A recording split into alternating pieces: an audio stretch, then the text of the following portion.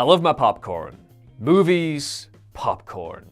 I have nothing else to add to this other than it being my way to cushion the blow that, yeah, I may have gone too far this time. Actually, no, let's humor that quote for a little bit. When Tom Cruise dropped this waxy, philosophical saying in the run-up to the release of the 8th Mission Impossible film, Dead Reckoning Part 1, he was really onto something. An off-the-cuff line to placate the social media gremlin that lives inside all of us? Maybe, yes, but it also captures cinema as a vibe. An experience. Sensorial in a way other mediums are not. Is all of this an overly elaborate and somewhat self-indulgent way of saying that film criticism is subjective? Yeah, kind of, but it feels worth prefixing to a list devoted to singling out one film from each year that's the best of that year for the past 100 years, which is what I'm here to do today. Yeah, so if you hadn't guessed already, for the past few weeks, I've spent what culture editors are calling, quote, simply too much time going year by year from 1925 to 2025 to pick and choose the best and most essential movies of all time. I'm Ewan, this is What Culture, and this is the best movie of each year from 1925 to 2025. Let's get into this. Kicking things off, 1925. Battleship Potemkin. A founding figure of Soviet cinema and a director whose influence looms large over our greatest contemporary filmmakers, Sergei Eisenstein's pioneering powers led to some of the greatest films of the 1920s and 30s, the most potent of which remains his 1925 masterwork, Battleship Potemkin. It remains a fierce retelling of the famous mutiny that took place during the Russo-Japanese War against the backdrop of the 1905 Russian Revolution, breathtaking in both its drama and imagery, and perhaps the definitive entry in the canon of silent cinema. 1926. The General. Buster Keaton. That's basically the entry. It's hard to think of any actor, apart from Charlie Chaplin perhaps, from the silent era of cinema who looms as large in terms of influence on the cinema of today than Buster Keaton. An ingenious performer whose daring stunt work and penchant for physical comedy can be found in the DNA of everything from Looney Tunes to Jackie Chan, Keaton lent his talents to 88 films across his career, with undoubtedly his most famous being The General. Everything great about Keaton, his comedic timing, charm, and his commitment to physical peril, is present in The General, a Civil War set comedy inspired by the real-life Great Locomotive Chase. 1927. Wings. 1927 was a monumental year for silent cinema, with Fritz Lang's Metropolis and Abel Gantz's Napoleon two of the most formative and defining pieces of filmmaking from that decade. Masterpieces as those two films are, though, William A. Wellman's Wings is so monumental in influence and technical daring that it's impossible to ignore. Wellman, who was himself an aviator during the First World War, orchestrated some of the most iconic shots ever put to screen in his film, with its story of two rival pilots overcoming their feud while the great Clara Bow attempts to win the affections of one, still utterly engrossing and balletic, almost 100 years on from its release. 1928. The Passion of Joan of Arc. A bolt from the blue, Carl Theodor Dreyer's The Passion of Joan of Arc is one of the greatest silent films ever produced, and one of the greatest films of all time, full stop. A retelling of the trial of Joan of Arc, Dreyer's film is a monument to monochromatic beauty, a dazzling array of imagery that lingers on the breadth and depth of human feeling and the awesome nature of our own history, all of which is captured in the face of Renee Jean Falconetti. 1929. Man with a Movie Camera. Man with a Movie Camera, a landmark of Soviet cinema directed by Dziga Vertov, is one of the most revolutionary pieces of filmmaking ever developed. A Ukrainian-made documentary that depicted life in the Soviet cities of Moscow, Kyiv, and Odessa, Vertov's film was experimental in approach and yielded transformative technical results, pioneering cinematic techniques that would go on to form the building blocks of modern cinema. Today, it remains an entrancing viewing experience, and the first port of call for anyone really looking to unpack the DNA of film as we know it today. 1930. All Quiet on the Western Front. The single most authoritative anti-war treatise in film history, Lewis Milestone's adaptation of All Quiet on the Western Front is also perhaps the most depressingly prophetic and urgent piece of cinema of the last 100 years, arriving under a decade before the world plunged itself into the most devastating conflict in its history. Milestone's film is uncompromising in its approach and, by extension, totally distinct as a product of its time, deglamorizing warfare while dwelling on the ideological and propagandistic influences that butt against the cold, simple reality of men killing other men. Other adaptations of Erich Maria Remarque's World War I novel emerged in the decades following, including one as recently as 2022, but none have really managed to match both the contextual weight of Milestone's original, nor its commitment to relaying the many nuances of the German author's prose. 1931. M. While most famous for his long-reaching influence on science fiction with 1927's Metropolis, the expressionistic stylings of Austrian filmmaker Fritz Lang were most heavily felt within a different genre, film noir. Lang would cement this reputation with multiple genre classics in the 1950s, including one that makes an appearance on this list, but one of his boldest efforts remains one of his earlier films, a German set thriller starring Peter Lorre, M. Lang's first sound feature, and one that catapulted Lorre to international stardom, M is both deliriously paranoid and unabashedly dark, focusing its action on Lorre's Hans Beckert, a serial killer who preys upon children in Berlin, as an investigation and manhunt slowly begins to tighten the noose around his neck. Like Metropolis before it, M exemplifies the technical daring of Weimar-era cinema, as well as its thematic maturity, and remains a touchstone of noir filmmaking. 1932. Horse Feathers. Well, maybe not the most iconic or even the greatest effort from the Marx Brothers. That honor would probably have to belong to Duck Soup, which was released the following year in 1933. Horse Feathers is still one of the comedic troupe's best films. A riotously funny comedy where the absurdist Looney Tunes-style antics of Groucho and company shine brightly. I wouldn't say it's as essential as Duck Soup, but a film that shouldn't be overlooked all the same. 1933. King Kong. King Kong was a revolutionary picture when it premiered in 1933, and the technical effects wizardry on display still honestly doesn't fail to impress almost a century later. In fact, even with a further 2 US remakes in mind, Marion C. Cooper and Ernest B. Schudsack's original still stands out as the eeriest and most atmospheric, give or take the occasional meat-loving herbivore that picks off our wayward expedition. The use of miniatures, stop motion, and rear projection conjures a version of Skull Island that is totally uncanny.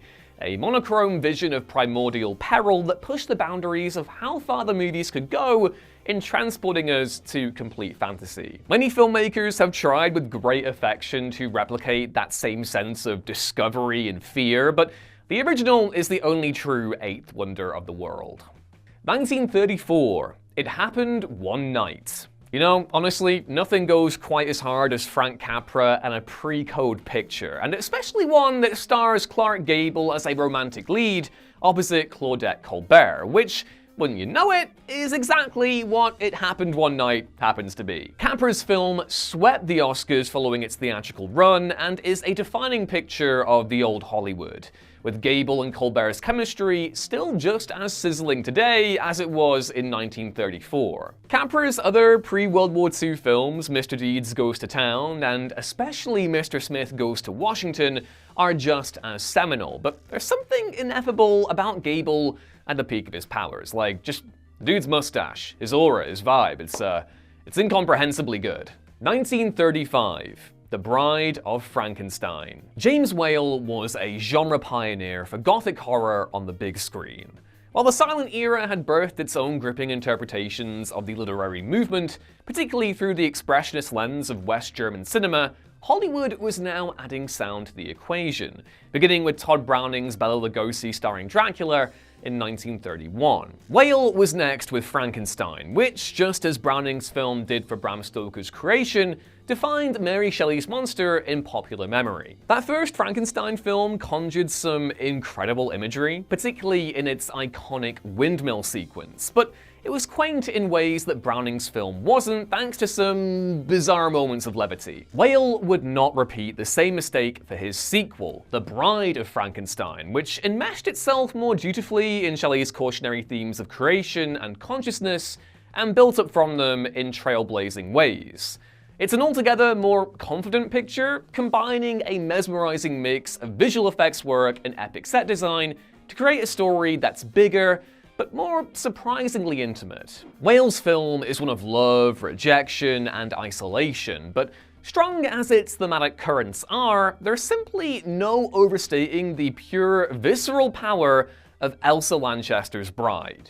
Oh boy, she is, ironically, a perfect creation, and probably the single most defining image of that original era of Universal monsters. 1936, Modern Times. Yeah, no list of the greatest movies ever made would be complete without an appearance from arguably the greatest silent film star ever, Charlie Chaplin, albeit in the form of a film that was also part talkie. Modern Times proved to be the last time Chaplin reprised his iconic role as the Tramp, but he may have saved his best rendition for last. While The Kid and City Lights are obviously both marvelous, Chaplin yielded an entertaining but equally affecting feature with Modern Times, showcasing the toil of the industrial economy and the relentless pace of existence as the United States slowly galvanized from the Great Depression. 1937, Dead End.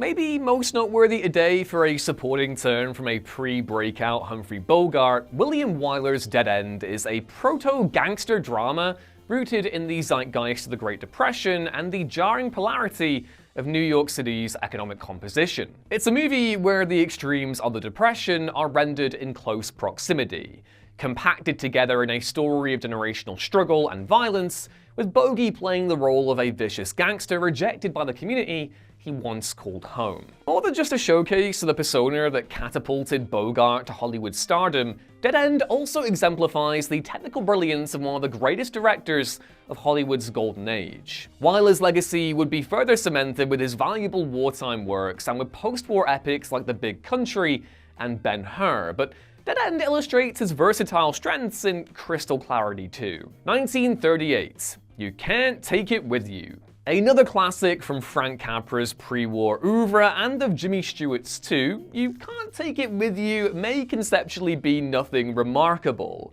Another studio rom-com about class-crossed lovers, but at the end of the day, you cannot argue with Capra's execution, nor the ineffable charms of Jimmy Stewart. Oh, Jimmy Stewart! Love that guy.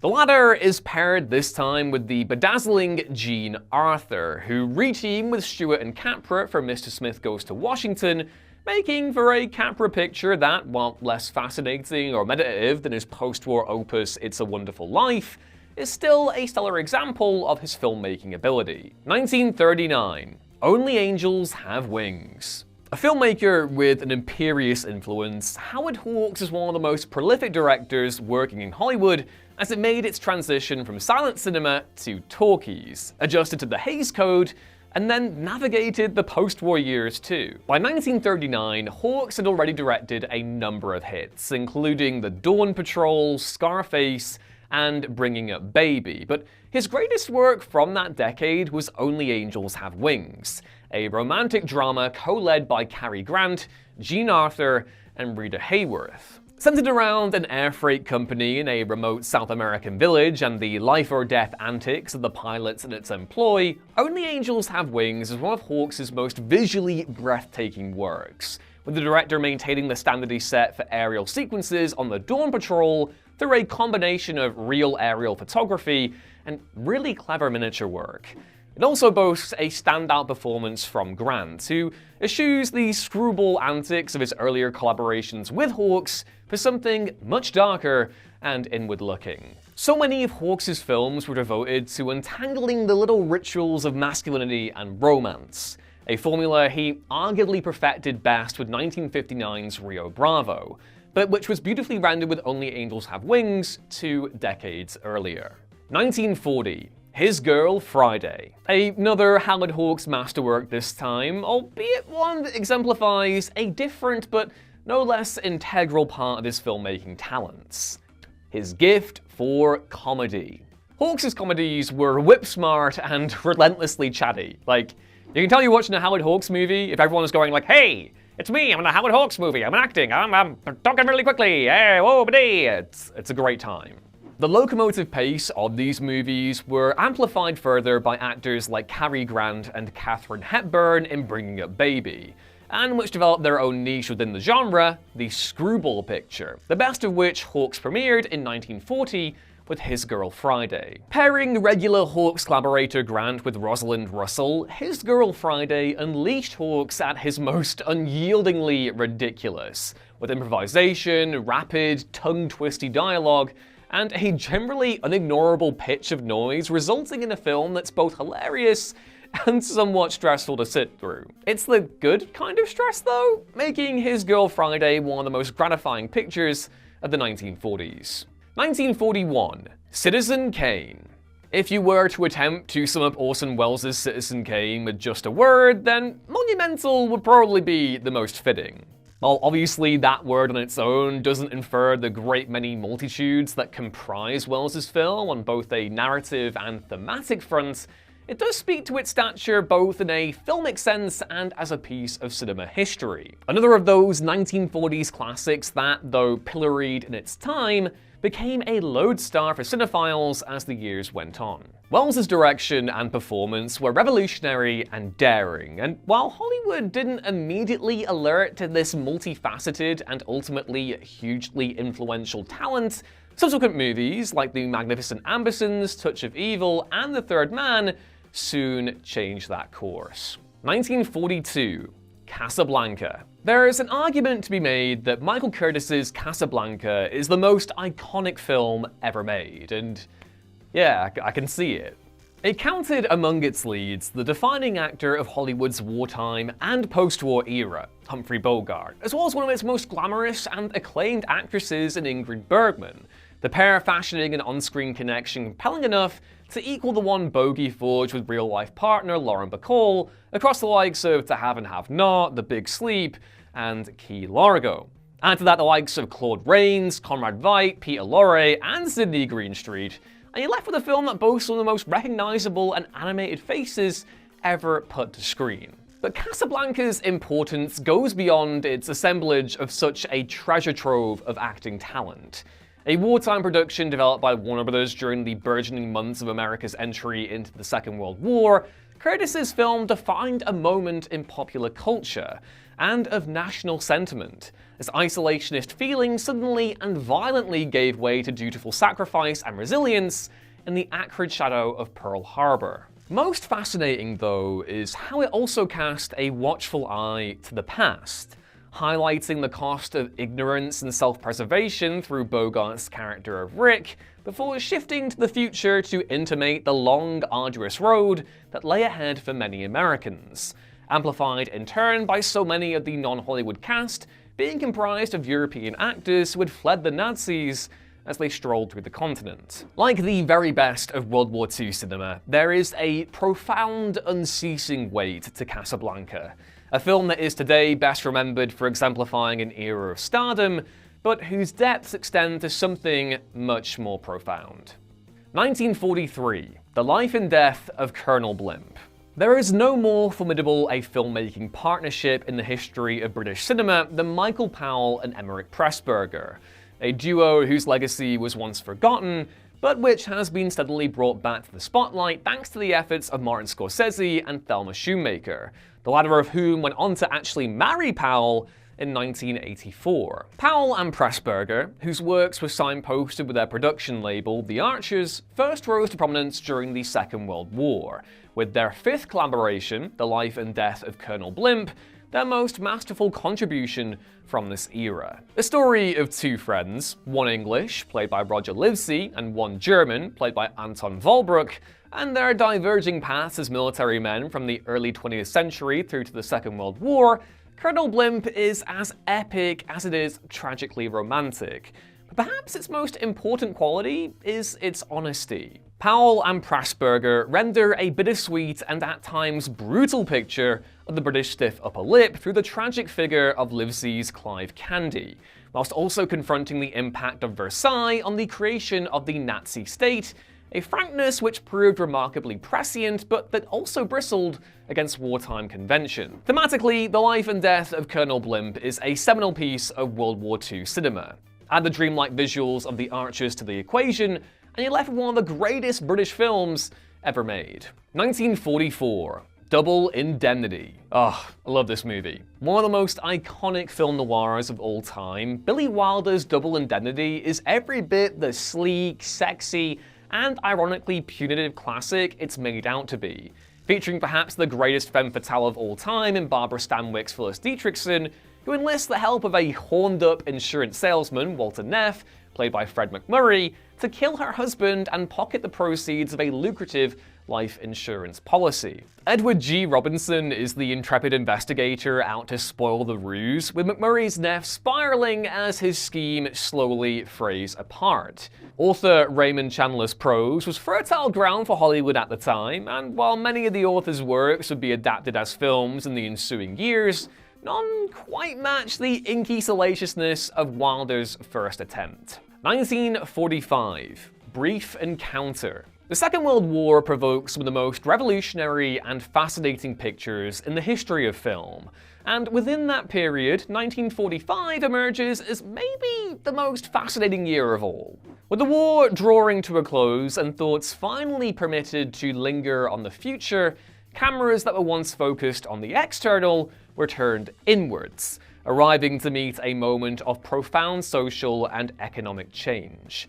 Such a feeling was carried most vociferously in the noir and horror genres, the latter of which received a landmark entry from Ealing Studios in 1945 with Dead of Night, but also in more traditional cinematic fare, most notably David Lean's Brief Encounter, a story of temptation and moral conflict developed by the great Noel Coward from his own play, Still Life. Brief Encounter follows two married strangers in pre-war Britain and the crisis that accompanies an emotional affair they struggle to suppress. Lean's film offers a frank and yearning portrayal of desire and duty reflective of Britain's own wartime evolution, beautifully photographed by the great Robert Krasker. And yeah, it's one of the greatest British films ever made, and possibly the definitive doomed romance of cinema's golden age. 1946. A Matter of Life and Death. We've gotten to that part of the list where you might be thinking, hey, why does he look so different all of a sudden? Why has he got a different why has he got a mustache all of a sudden? Why is he not wearing the same outfit he was before? And I'm here to tell you that that's crazy talk. That's preposterous. I'm the exact same person. Or am I? Let's get on with the list, shall we?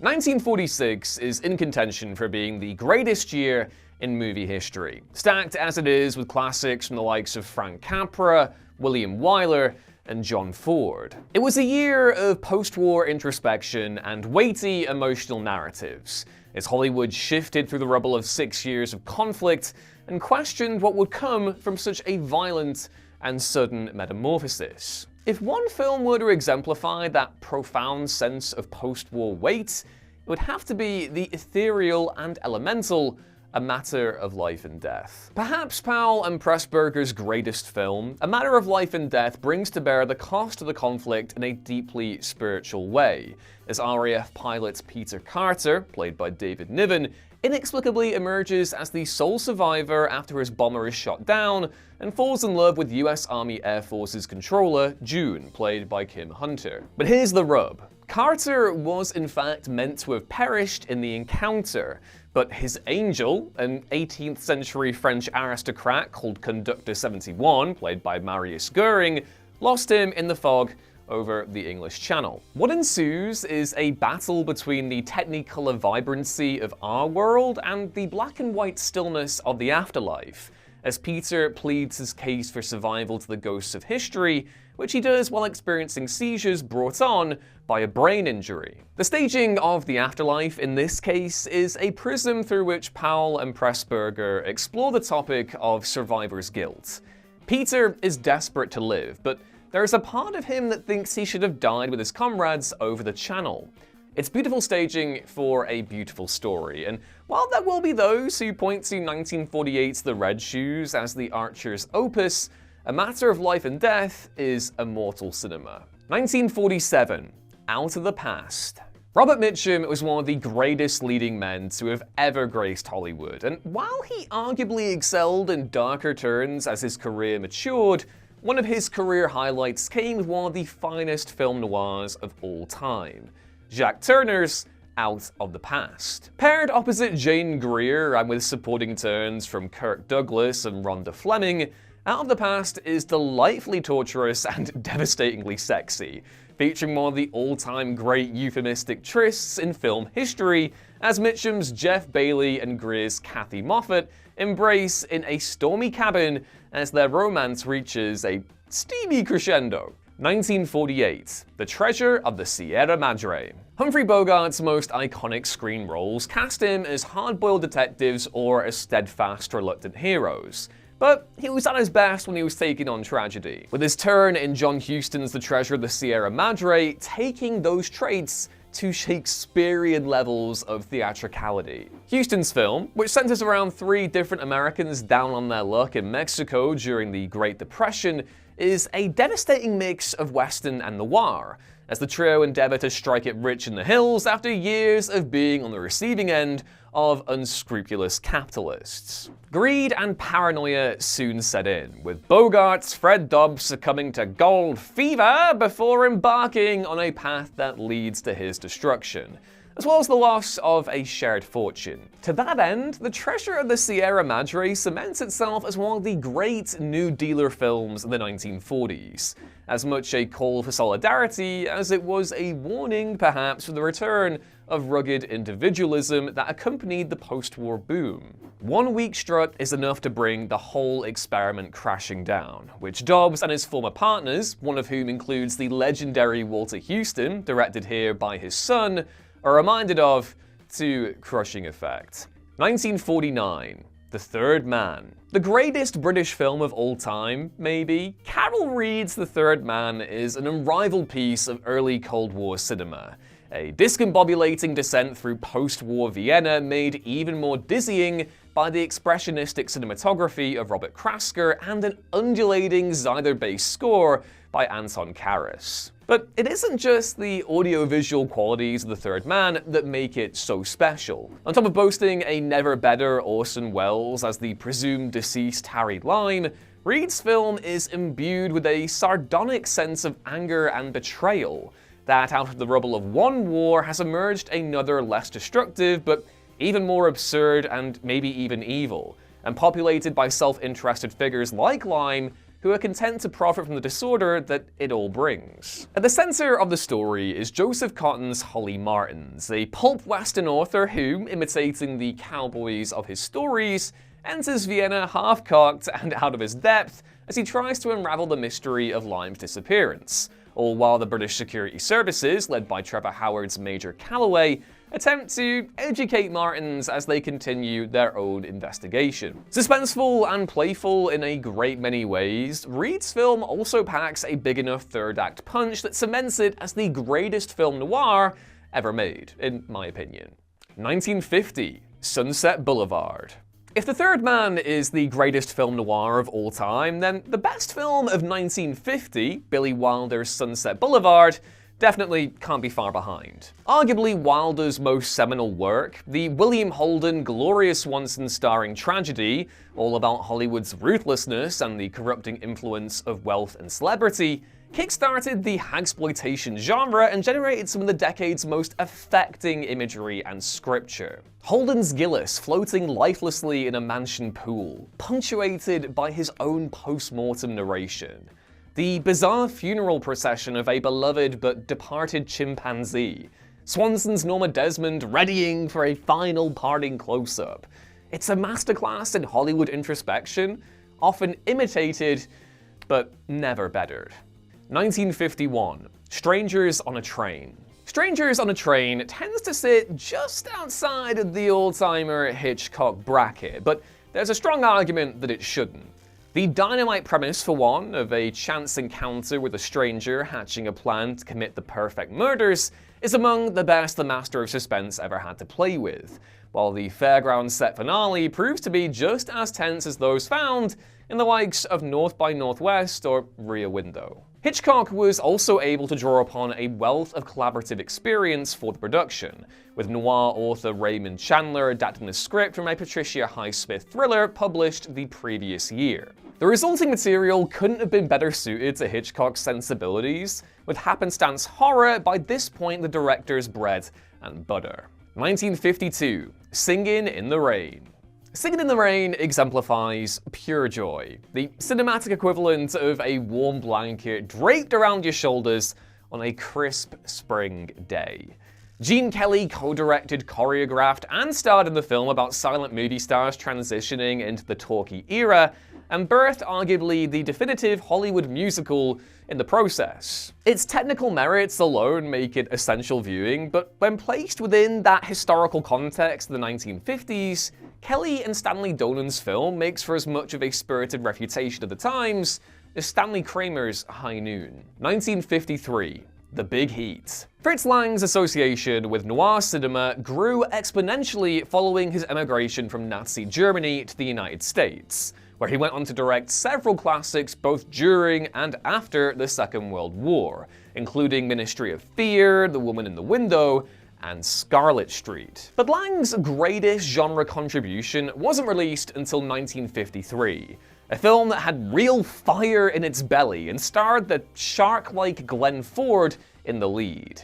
The Big Heat. A definitive vigilante movie all about a policeman's quest for vengeance against a shadowy criminal syndicate, The Big Heat is both pulpy and thoroughly blistering, featuring stunning cinematography, a smooth affecting turn from Ford, and two formidable performances from Gloria Graham and an early in his career Lee Marvin, who you'll be hearing from a lot throughout this list too. Of the many indelible contributions Lang made to cinema, The Big Heat may not be the most influential, but it also might be his best. 1954, Seven Samurai. Akira Kurosawa was one of the most breathtaking and innovative filmmakers of the 20th century, and no film within his oeuvre embodies those traits more than his 1954 masterpiece, Seven Samurai. One of a number of collaborations with legendary Japanese actor Toshiro Mifune, many of which are equally as deserving of the masterpiece label, particularly Throne of Blood, Seven Samurai is the modern birthplace of the men on a mission movie, and one of Kurosawa's most technically accomplished productions. Rain-soaked, stormy, and as balletic as it is frenetic, it's hard to describe Seven Samurai as anything but the definitive samurai picture, as well as the high point of Kurosawa and Mifune's long-running and unimpeachable partnership. 1955, The Night of the Hunter. Robert Mitchum's finest hour, maybe? 1955's The Night of the Hunter is a timeless Southern Gothic marvel from the great Charles Laughton, who brought to bear German expressionist influences on a distinctly pastoral American landscape, and thusly conjured some of the most haunting imagery from the 1950s. In the film, Mitchum takes on the role of a psychotic, repressed preacher who is, in fact, a serial killer, one who charms vulnerable women and then, like a parasite, worms his way into their home, traveling from town to town and leaving death in his wake, a wolf in sheep's clothing. He also doubles as a boogeyman. For much of the film, Laughton enmeshes our perspective with that of the young children who are unfortunate enough to find themselves in his sphere of violence, making the already towering Mitchum appear positively statuesque. The end result is something terrifyingly disorienting, an Appalachian nightmare that, all too sadly, proved to be Laughton's sole directorial effort. 1956, The Searchers. There are two John Fords, the pioneering genre enthusiast who straddled two distinct filmmaking eras, indulging Old West mythologies along the way, and the more interrogative post-war figure who reckoned with his wartime experiences and recalibrated Western iconography and narrative. My Darling Clementine took that most legendary of Old West shootouts, the gunfight at the OK Corral, and used it to explore the sense of death and injustice that had lingered in the aftermath of the Second World War's conclusion. Similar themes were apparent in 1945's They Were Expendable, an explicit World War II drama centered around the failed defense of the Philippines, with Ford later shifting his focus to an interrogation of American mythology and its long-running duel with the pain of the past. Fort Apache, Wagon Master, and The Man Who Shot Liberty Valance are three noteworthy and amazing examples from that era. But The Searchers, released in 1956 and starring John Wayne as bitter ex-Confederate Ethan Edwards, who embarks on a years-long, hate-filled quest for revenge against a Native American war party, is the technical and thematic high point of Ford's filmmaking journey, an exorcism for a manifest destiny, and a definitive parable of revenge. 1957. The Bridge on the River Kwai. As much a barnstorming World War II set men on a mission movie as it is a devastating takedown of British stiff upper lip traditions, David Lean's The Bridge on the River Kwai emerges not just as one of the finest films of the 1950s, but of the war genre full stop. Overshadowed though it may be by Lean's succeeding masterpiece, Lawrence of Arabia. Starring William Holden, Jack Hawkins, and an appropriately Shakespearean Alec Guinness as the deluded colonel determined to illustrate the British Army's professionalism while interned by the Japanese, even at the expense of aiding the enemy, Lean's film is exceptionally photographed and genius in its subversion of post-war convention, utilizing Holden's character of Shears, a US Navy officer pressed into the service of the Brits to take down a Japanese railway bridge in Burma, to illustrate the folly of British stoicism. It's phenomenally self-critical as a piece of cinema, and all the more effective for it. I don't care about your bridge, I don't care about your rules. Cheers to that, cheers. 1958. Vertigo. As a title, Vertigo is one of Alfred Hitchcock's most instructive. One of four collaborations between actor James Stewart and the British director, but arguably their best, the film is both disorienting and appropriately precarious, with Stewart once again excelling in the role of an ordinary man, thrust into a typically Hitchcockian story of suspense, intrigue, and peril, as a former San Francisco police detective wrestling with trauma while plunging into a private assignment. Like North by Northwest after it, Vertigo affords Hitchcock plenty of opportunities to capture the United States in all its larger-than-life glory, with the San Fran setting being used to full effect through set pieces at notable locales like the Golden Gate Bridge and the Mission San Juan Bautista. Add to that Hitchcock's pioneering filmmaking techniques, namely the introduction of the dolly zoom to the directorial repertoire, an iconic opening title sequence and poster developed by Saul Bass, plus one of Stewart's most layered and fascinating post-war performances, and you have another seminal effort in a filmography, chock full of them. 1959. Some Like It Hot. Okay, so I need to hone in on the honorable mentions here just for a second. We've got Rio Bravo by Howard Hawks, which is one of my favorite movies of all time, The Diary of Anne Frank, and North by Northwest.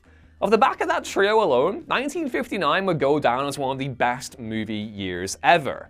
To throw yet another Billy Wilder masterclass into that equation with Some Like It Hot, and you kind of got a really exceptional 12-month window. Jack Lemmon, Tony Curtis, Marilyn Monroe. The triumvirate of Wilder's most hilarious film are beautiful, ridiculous, and relentlessly entertaining, with its story of two musicians going on the run in drag to outwit the mob, handled with real humor and affection. The 1950s were Wilder's greatest years, and it shouldn't be a surprise that he closed them out with aplomb. 1960. Psycho. The slasher subgenre of horror can trace its roots back to the early days of cinema, but 1960 is widely considered to be the most pivotal year in its development. Michael Powell's unjustly reviled but later revered Peeping Tom crackled with invention, introducing concepts like the POV killer shot that would be popularized in the Halloween and Friday the 13th franchises. It would take years for the influence of Powell's film to be recognized, but the other proto-slasher from that year, Psycho, well, it didn't have so long to wait. The granddaddy, or mother, of slasher and serial killer cinema, Psycho's influence is long-reaching and well-documented, but it's obviously a whole lot more than a genre originator. Hitchcock revels in the suspense of the story, manifesting an atmosphere of threat and paranoia long before Janet Leigh's Marion Crane makes it to the infamous Bates Motel. Saul Bass's jagged titles, Bernard Herrmann's ominous nails-on-a-chalkboard score, Crane's dreamlike journey through rain and monochromed neon. It's a breathtaking salvo from the master of suspense, and the guns fail to let up for the remainder of its runtime, with Anthony Perkins providing one of the all-time great performances of the horror genre as the troubled Norman. Also, yeah, the stairway scene is the scariest bit. 1961, Judgment at Nuremberg. Stanley Kramer's Judgment at Nuremberg is a seminal entry in that great American filmmaking tradition, the courtroom drama. A rebuttal to relitigated post-war narratives of the rise of the Nazis and whether justice was really delivered following their defeat, Kramer's film remains depressingly prescient and appropriately unflinching in its deliberations, as District Court Judge Dan Haywood, played by Spencer Tracy, presides over the prosecution of Nazi judges who played an instrumental role in facilitating Hitler's atrocities. Most captivating of all is Burt Lancaster, who plays the haunted judge Ernst Janning. Lancaster spends much of the film in silence, but ultimately delivers one of its most affecting moments in a monologue of pure self-immolation. The intent from Kramer isn't to assuage guilt, though. Judgment at Nuremberg is thoroughly righteous in holding to account not just those who enabled the Holocaust, but the victors who decided that justice was inconvenient as the Cold War took shape. It's through this conclusion that Kramer yields Nuremberg's most decisively devastating moments, as Janning, now confined to a cozy prison cell, is refused sympathy by the judge who delivered his sentence. Haywood leaves him standing, devoid of catharsis, before heading to the exit, with the final frames of the film revealing that, of all the judges prosecuted at Nuremberg, none were still serving a prison sentence by 1961. When the rebuild is rotten, knock it all down. 1962, Lawrence of Arabia. Quite possibly, like, the biggest movie ever made, David Lean's Odyssey-like Lawrence of Arabia is unequaled in its sheer comprehensiveness and visual allure. A film as resplendent in its adventurousness as it is dripping with tragedy and regret. A retelling of the life of career soldier T.E. Lawrence, who was instrumental in organizing the Arab revolt against the Ottoman Empire during the First World War, Lean's film, much like The Bridge on the River Kwai, is enmeshed within the trauma of empire and British convention, with Peter O'Toole's captivating performance casting his subject as a man marooned between two worlds. It's a heartbreaking and iconic turn from the actor, who is paired excellently with Omar Sharif, Anthony Quinn, and Alec Guinness, frustrating as it is that the latter two were cast in favor of actors with a Middle East background. In any case, in terms of scale, drama, and performance, Lawrence of Arabia is a masterpiece no matter which way you slice it.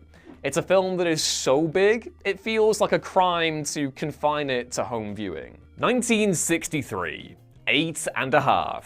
That's right, we're firmly in the new wave now, buccos. I should have maybe coordinated my outfit better to, fit the vibe, but whatever, we ball. Starting off with 8½, the opus of the great Italian filmmaker Federico Fellini, and one of the greatest movies about the movies ever made, this one won the Academy Award for Best Foreign Language Film in the wake of its 1963 release, and has remained a touchstone of Italian cinema in the 6 decades since. Starring Marcello Mastroianni as an embattled director engulfed by creative and personal crises during the production of his next big film, Fellini's film was whip-smart, suave, and scathingly frank in its depiction of existential drama, bolstered by the stunning black and white photography of Gianni Giovinazzo and stellar supporting turns from Sandra Milo and the late, great Claudia Cardinali. 1964, Dr. Strangelove.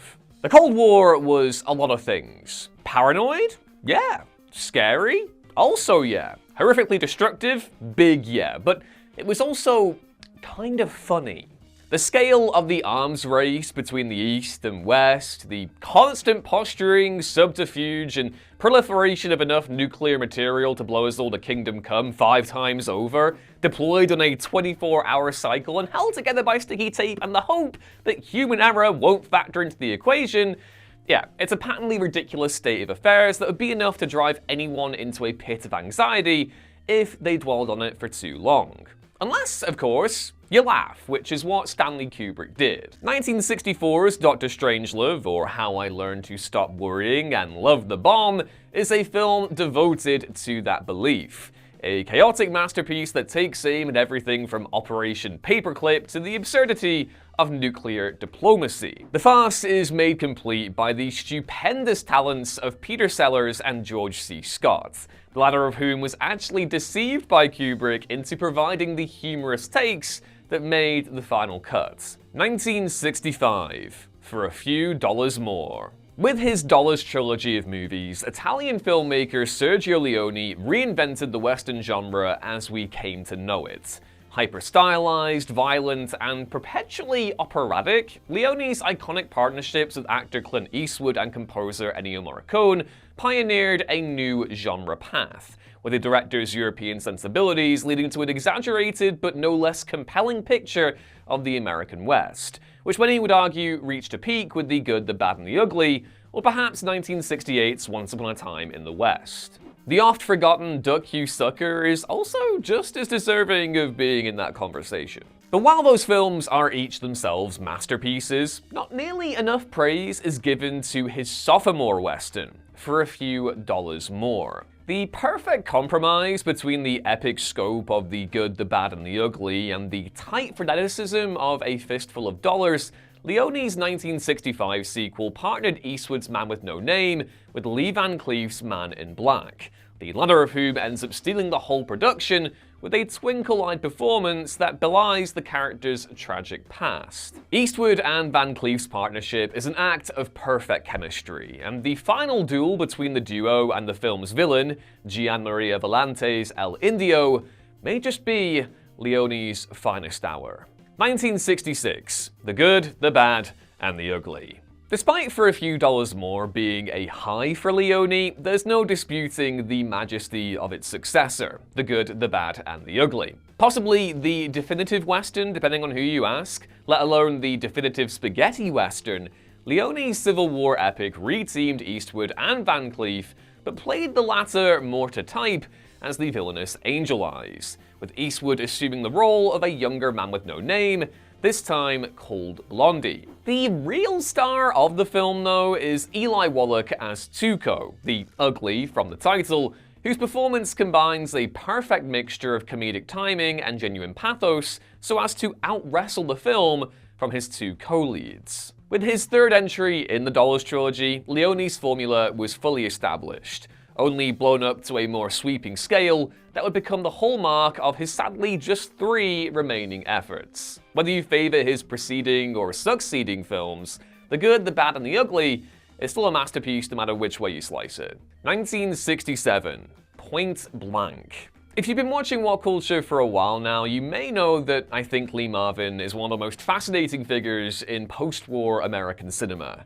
A combat veteran of the Pacific Theater who immediately carved out an acting niche for himself as tough guys and hard men in noir pictures like the aforementioned The Big Heat, Marvin's towering figure obscured an at times haunted screen presence which seemed to stare past the camera into something deeper, a trait that was tapped into in mesmerizing fashion by John Boorman in 1967's Point Blank. One of many adaptations of Donald Westlake's Parker novels, but undoubtedly the best of the bunch, Boorman's film is eerily dreamlike and rhythmic, as much a hard-boiled noir picture as it is a West Coast ghost story, in which Marvin's wronged criminal seeks vengeance on the crooks that double-crossed him. A conventional premise, by all means, yeah, but Boorman's execution is anything but. It's stylish, ethereal, and borderline psychedelic, with stars Marvin and Angie Dickinson totally arresting as the vengeful spirit, and the Wastlove caught in his warpath. As far as the other movies of '68 go, Bonnie and Clyde was transformative, and The Graduate had its finger on the pulse of boomer existentialism. But Point Blank is, ironically maybe for a film about a man out of time, irrepressibly timeless. A '60s classic that deserves a far loftier reputation. 1968. 2001, A Space Odyssey.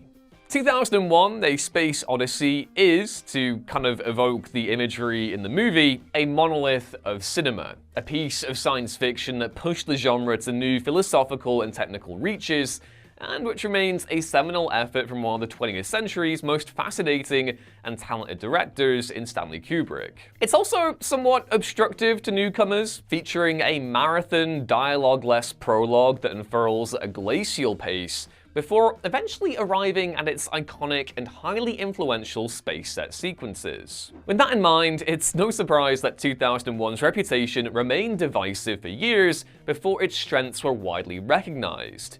It has, of course, since been absorbed into the pop culture lexicon through decades of affectionate homage and parody, with its masterpiece status firmly and deservedly established. Is it Kubrick's greatest film? Maybe not, but as a landmark in genre storytelling and technical innovation, 2001 is one of the greatest to ever do it. 1969, Midnight Cowboy. John Schleisinger's Midnight Cowboy is possibly the definitive film of the American New Wave.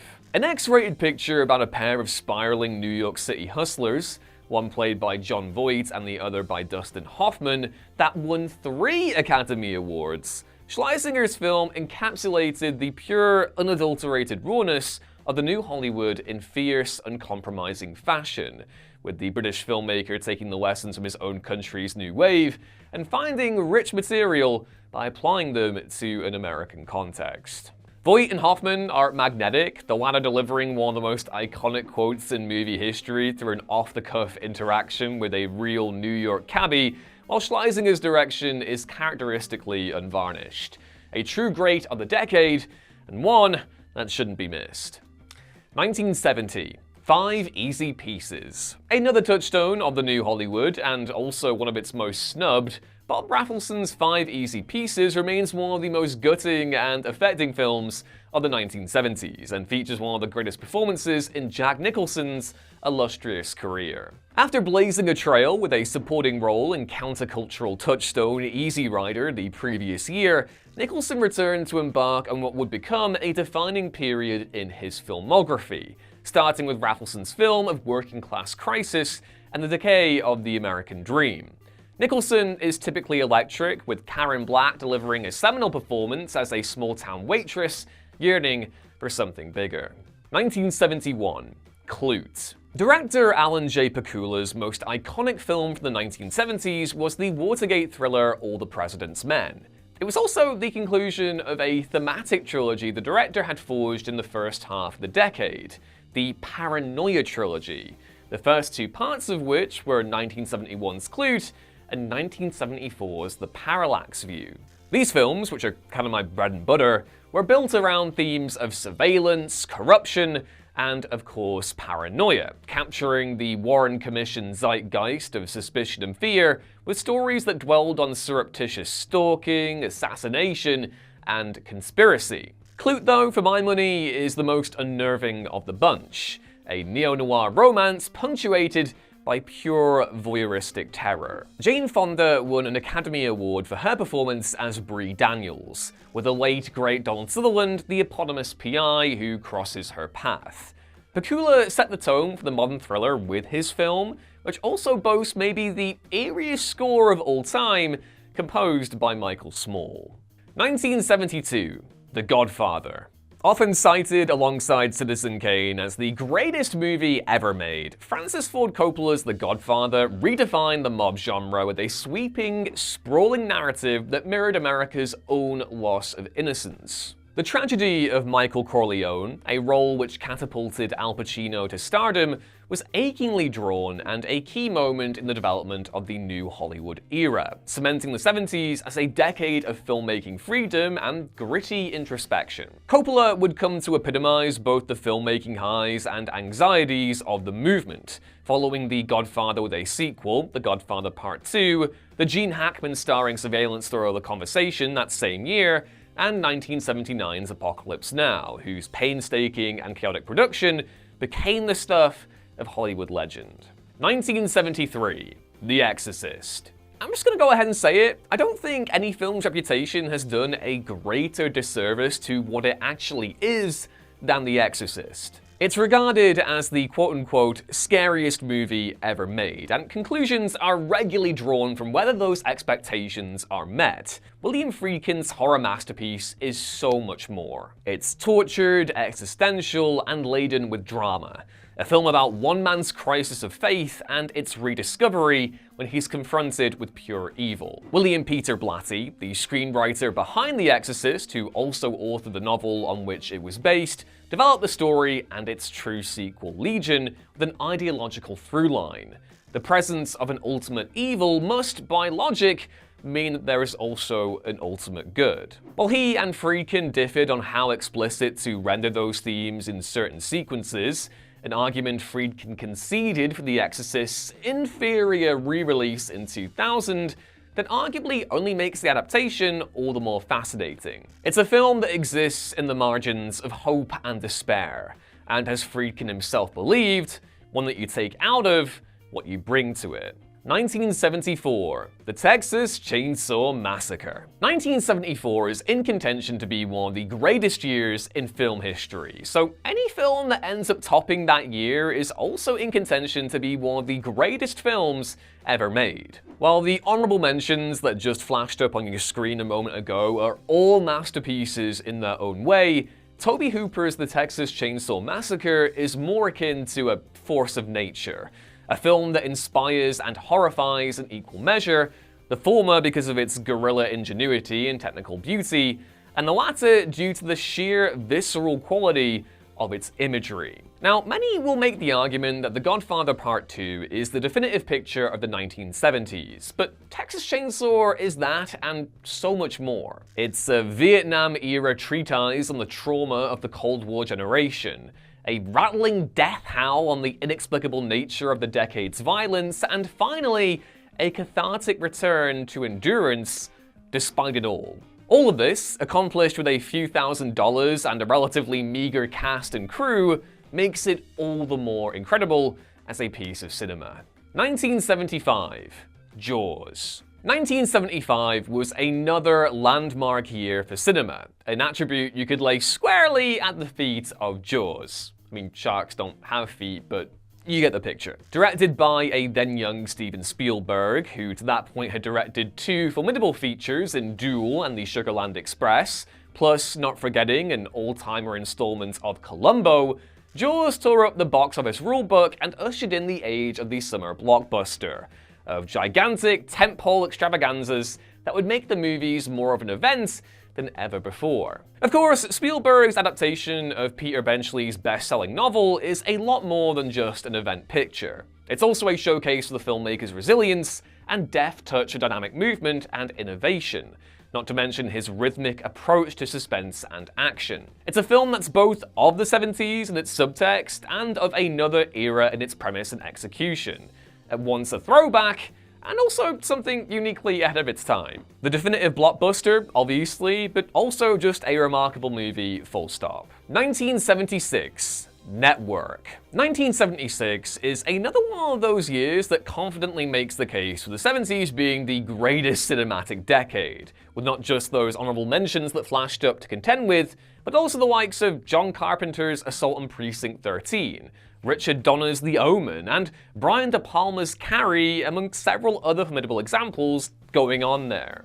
But of all the films of that year, one persists as a timelessly prescient and immaculately performed piece that goes beyond just capturing the zeitgeist. And that is Sidney Lumet's Network. Written by Paddy Chayefsky and starring William Holden, Faye Dunaway, Peter Finch, and Robert Duvall, Network is as much a brilliant ensemble drama as it is a blistering satire of broadcast journalism and the corrosive effects of 70s rot. Chayefsky's dialogue is razor sharp, while the cast, comprised of old and new Hollywood players, renders that sense of generational shift and moral existentialism in stark clarity. 1977. Sorcerer. A remake of Henri Georges Clouzot's 1953 classic The Wages of Fear, William Friedkin's Sorcerer has the unfortunate honor of being one of the greatest films ever made, but one that took years to find its audience. We in the biz call that the John Carpenter special. The reasons for Sorcerer's contemporary failure can be attributed to its vague but great title, and being released in the tsunami generated by George Lucas's Star Wars. But that has little bearing on its reputation today, where it's rightly considered one of Friedkin's best. A frantic, stress-induced whirlwind of a picture whose energy reflects its own arduous production, anchored by the ineffable Roy Scheider, with whom Friedkin had previously collaborated on in The French Connection. The film itself revolves around a quartet of rogues who find themselves stranded in a Latin American purgatory, with the only route out being to transport boxes of leaking, combustible nitroglycerin through the jungle to collapse a burning oil derrick run by an unscrupulous petro company. It's man pitted against himself and the elements, and the results, well, they're dizzying. 1978. Halloween. While perhaps not the greatest film in John, the master of horror Carpenter's oeuvre, with The Thing, Prince of Darkness, and In the Mouth of Madness together arguably embodying the peak of his powers, Halloween still lives up to its reputation as a chilling horror classic, following in the footsteps of Psycho and the Texas Chainsaw Massacre, in the canon of stories devoted to exploring a more inexplicable, earthly evil than anything explicitly paranormal. Carpenter and collaborator Deborah Hill do of course sprinkle a little bit of the supernatural into their recipe, in which the institutionalized Michael Myers escapes from confinement to stalk the sleepy Illinois town he grew up in, but it's more a seamless blend of reality and nightmare than straight fantasy. Myers, credited here only as the Shape and played to ghostly perfection by Nick Castle, takes on the qualities of the boogeyman, slipping in and out of darkness in a chalk white mask, but exacts a distinctly human evil on his victims, hyped up to glorious effect by Donald Pleasance's Sam Loomis. Throw in a bone-chilling score from Carpenter himself and a star-making turn from Jamie Lee Curtis, and you're left with not just slasher royalty, but an immaculate piece of horror fiction that makes an antiquated concept like inherent evil feel hauntingly tangible. 1979. Alien. What more fitting a way to close out what historian Philip Jenkins called the Decade of Nightmares than with arguably the best filmic nightmare the 70s conjured. Ridley Scott's Alien is the pinnacle of existential terror, an inversion of the wonder and spectacle that had defined the decade's other iconic sci-fi films, namely Star Wars and Close Encounters of the Third Kind, which peered into the inky void of space and saw not the limitless possibilities of exploration, but instead a dwarfing moor of uncertainty and menace. Now, it's no surprise that Scott and screenwriter Dan O'Bannon's depiction of a rusting, decaying future dominated by vicious companies resonated with a 70s audience. But while Alien's political allegory is obviously compelling, it is its ability to conjure a profound sense of primordial dread, pioneered by the biomechanical stylings of H.R. Giger, that led it to endure for so long. It's rare for a film to confront the viewer with something unseen, an image that is, in effect, totally alien. And yet that's what Scott's production accomplished. It is the perfect life form, and the sequels, well, they ain't half bad either. 1980. The Empire Strikes Back. It is simply far too easy to forget that The Empire Strikes Back is a filmmaking masterpiece. Given all the decades of franchising, merchandising, spin-offs, and of course Disney's own, well, fumbled attempts at renewing the series over the last decade, there is a tendency to place Star Wars within a different cinematic context. Less so a series of films, and more a product that has been leveraged to ludicrous success, fixed on a parallel track away from its peers. And given that 1980 also saw the release of The Shining and Raging Bull, two obvious masterpieces from Stanley Kubrick and Martin Scorsese, that sense of imposter syndrome could feel even more pronounced. Even so, while the two aforementioned films are among the greatest of the last, 100 years, it shouldn't be controversial to say that Irving Kershner's Star Wars sequel can sit quite happily alongside them. Look, the original Star Wars was a brilliant operatic spectacle brought together by technical wizardry and pioneering effects work, but Empire brought those gifts to bear in a more structured and accomplished fashion. Today, it remains a transformational viewing experience, a testament to the immersive qualities of the medium, but one whose own iconicity has frequently belied its filmic merit. 1981, Thief. Few filmmakers have arrived on the scene so fully formed as Michael Mann did with Thief, a film which instantly distilled the director's enduring mix of urban spirituality and technical authenticity with a tidal wave of neon, tangerine dream, and a 45-wielding Jimmy Caan. Thief is sensorially resplendent, but also boasts a compelling emotional and thematic through line of an angry, isolated working professional yearning for an unattainable dream, and the exploitative forces working to capitalize on that one weakness. It's a film about the smiling face of capitalism and the ruthlessness that lies just behind it, as well as the twisted catharsis of one's own self-destruction. Caan's Frank burns everything down in his quest for revenge, which Mann executes in the mold of Donald Westlake, and punctuates with a pulsating track performed by Craig Safan, as Frank unloads his pistol into a coalition of wrongdoers before fading away like a shadow in the night. Oh yeah, just an all-timer ending to an all-timer debut. 1982, Blade Runner. In some ways, it kind of feels like a bit of a cheat to call Blade Runner the best film of 1982. It wasn't until 1992 that a version resembling Ridley Scott's original vision was given a wide release, and it took a further 15 years after that for the final cut, an edit of the film presided over by Scott and widely considered to be the definitive version of the film, to premiere on home video. The original theatrical print, which included toned-down violence, a studio-imposed happy ending, and a miserable narration from Harrison Ford, was, for lack of a better phrase, not it, Chief. Of course, retroactively, the final cut does ensure that Blade Runner is the best film of 1982, shading John Carpenter's masterpiece The Thing by just a whisker, thanks to an impeccable set of performances from Harrison Ford, Rutger Hauer, and Sean Young, a magnetic composition from Vangelis, and a glorious fusion of science fiction and neo-noir, administered by Scott and an accomplished design team comprised of Sid Mead and Mark Stetson, among many, many others. In short, Blade Runner typifies sci-fi at its very best. A story about the fantastical that cuts to the very core of our own humanity. 1983, Videodrome. David Cronenberg is a whole horror brand, a maestro of the grotesque and salacious whose films have pushed genre boundaries with an undulating mix of seduction and repulsiveness. But they also comprise a whole lot more than grot and grunge, with 1986's The Fly more compelling for its human drama and sensitively drawn depiction of disease than it is solely for its incredible effects work. The idea of a Cronenberg movie retains its constants, but there has been a clear evolution, with 1983's Videodrome arguably the moment the Canadian director as we know him today formally marked his arrival. Psychosexual, dark, and thoroughly surreal, Videodrome is undoubtedly one of Cronenberg's very best, and stands out today as the most fascinating film of 1983, and also, of course, one of the very best of that decade.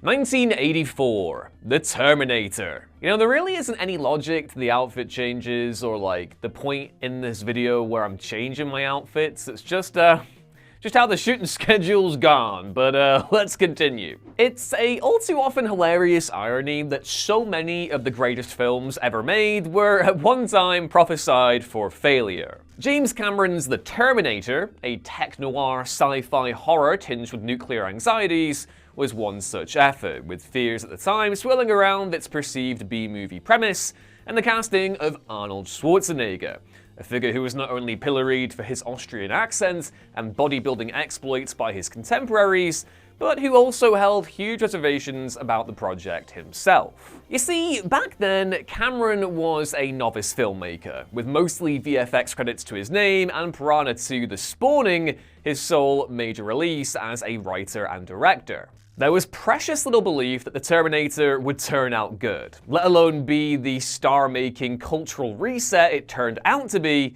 and yet, it was all that and more. Sleek, mechanical, and immaculately arranged by Cameron and his VFX wizards, the Terminator remains a perfect Cold War parable, but one with a prescience that has sadly now extended far beyond its historical context. Not quite Cameron's peak, one would argue, but a truly seminal piece of filmmaking that boasts a seismic impact. 1985. Witness.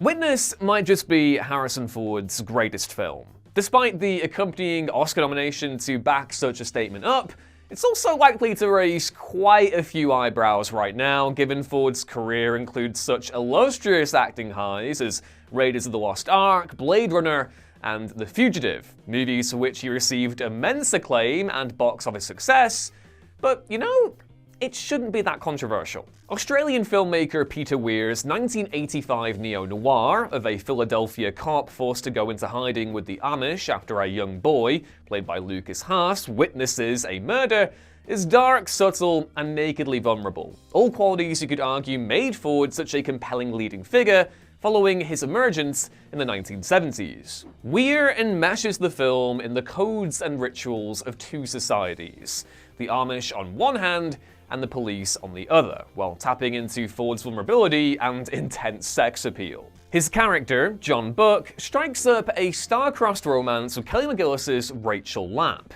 a recently widowed Amish mother of the previously mentioned child witness, with the pair sharing a pained kind of yearning as their relationship develops in the midst of an unraveling conspiracy. The end result is something thoroughly unique, a neo-noir romance caught between two worlds, punctuated by sudden, unceremonious violence and cathartic eruptions of love and passion. It's Weir at the peak of his powers, complemented by a haunting Morris Jarre score and the epic photography of John Seale, with Ford the Fulcrum as the embattled detective. 1986. Platoon. When it comes to the cinema of the Vietnam War, there is a before and after Oliver Stone's Platoon. As the narrative goes, before there was propaganda like John Wayne's The Green Berets and the exaggerated depictions like Apocalypse Now and The Deer Hunter. After, there was Hamburger Hill, Dead Presidents, and Casualties of War. This is a generalization, obviously, given the overall direction of travel with the genre at the time, and the fact that Hamburger Hill, another raw and committed depiction of the conflict, premiered mere months after Platoon. But that shouldn't disabuse anyone of the fact that Stone's film is a unique beast of its own. A trailblazing text from a Vietnam veteran that made tangible a generation's sense of betrayal and innocence lost, as well as the director's own wartime experiences. Platoon's iconicity has led to repeated parody over the years, but that hasn't dulled its edge. The feud between Willem Dafoe and Tom Berenger's Sergeant Elias and Sergeant Barnes, the use of Samuel Barber's Adagio for strings. Stone's films remains one of the 80s most essential and one of the greatest war films of all time. 1987. Meituan.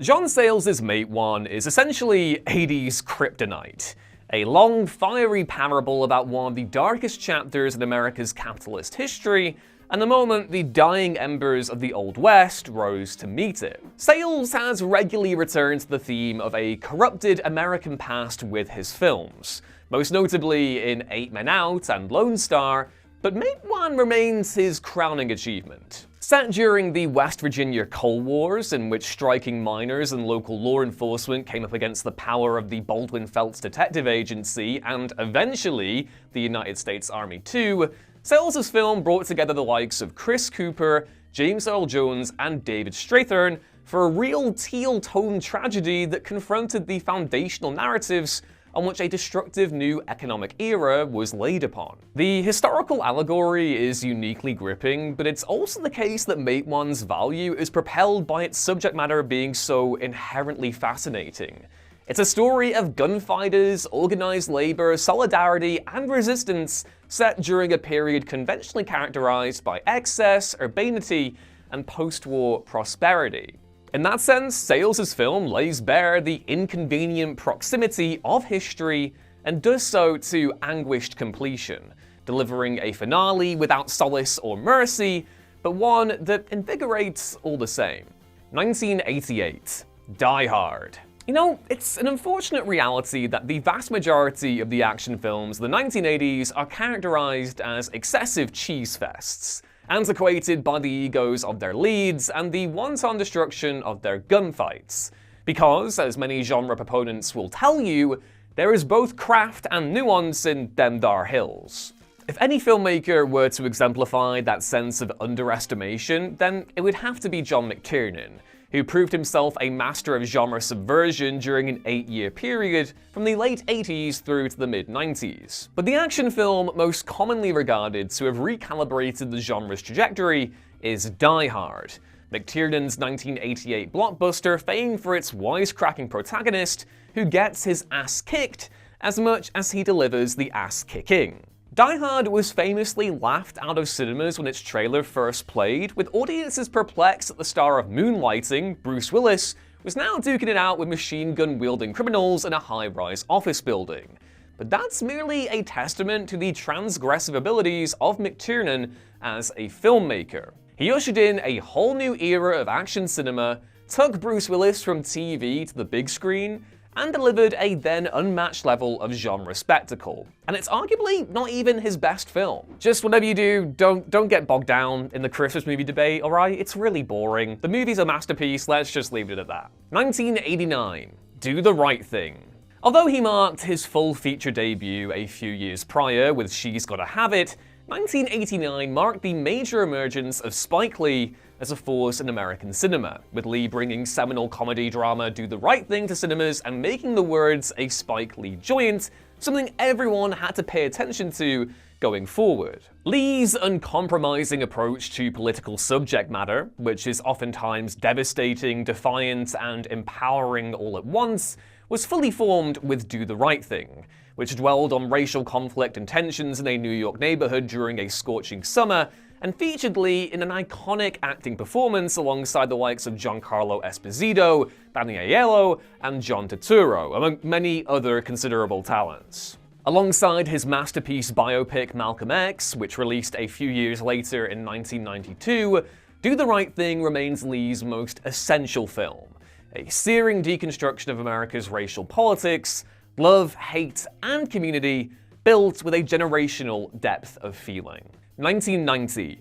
Goodfellas. Martin Scorsese had long established himself as one of the finest filmmakers of the 20th century by the time 1990 rolled around, having before that point directed the likes of Taxi Driver, The King of Comedy, and Raging Bull, so it could be seen as the mother of all flexes when that year he delivered what many consider to be his greatest work so far.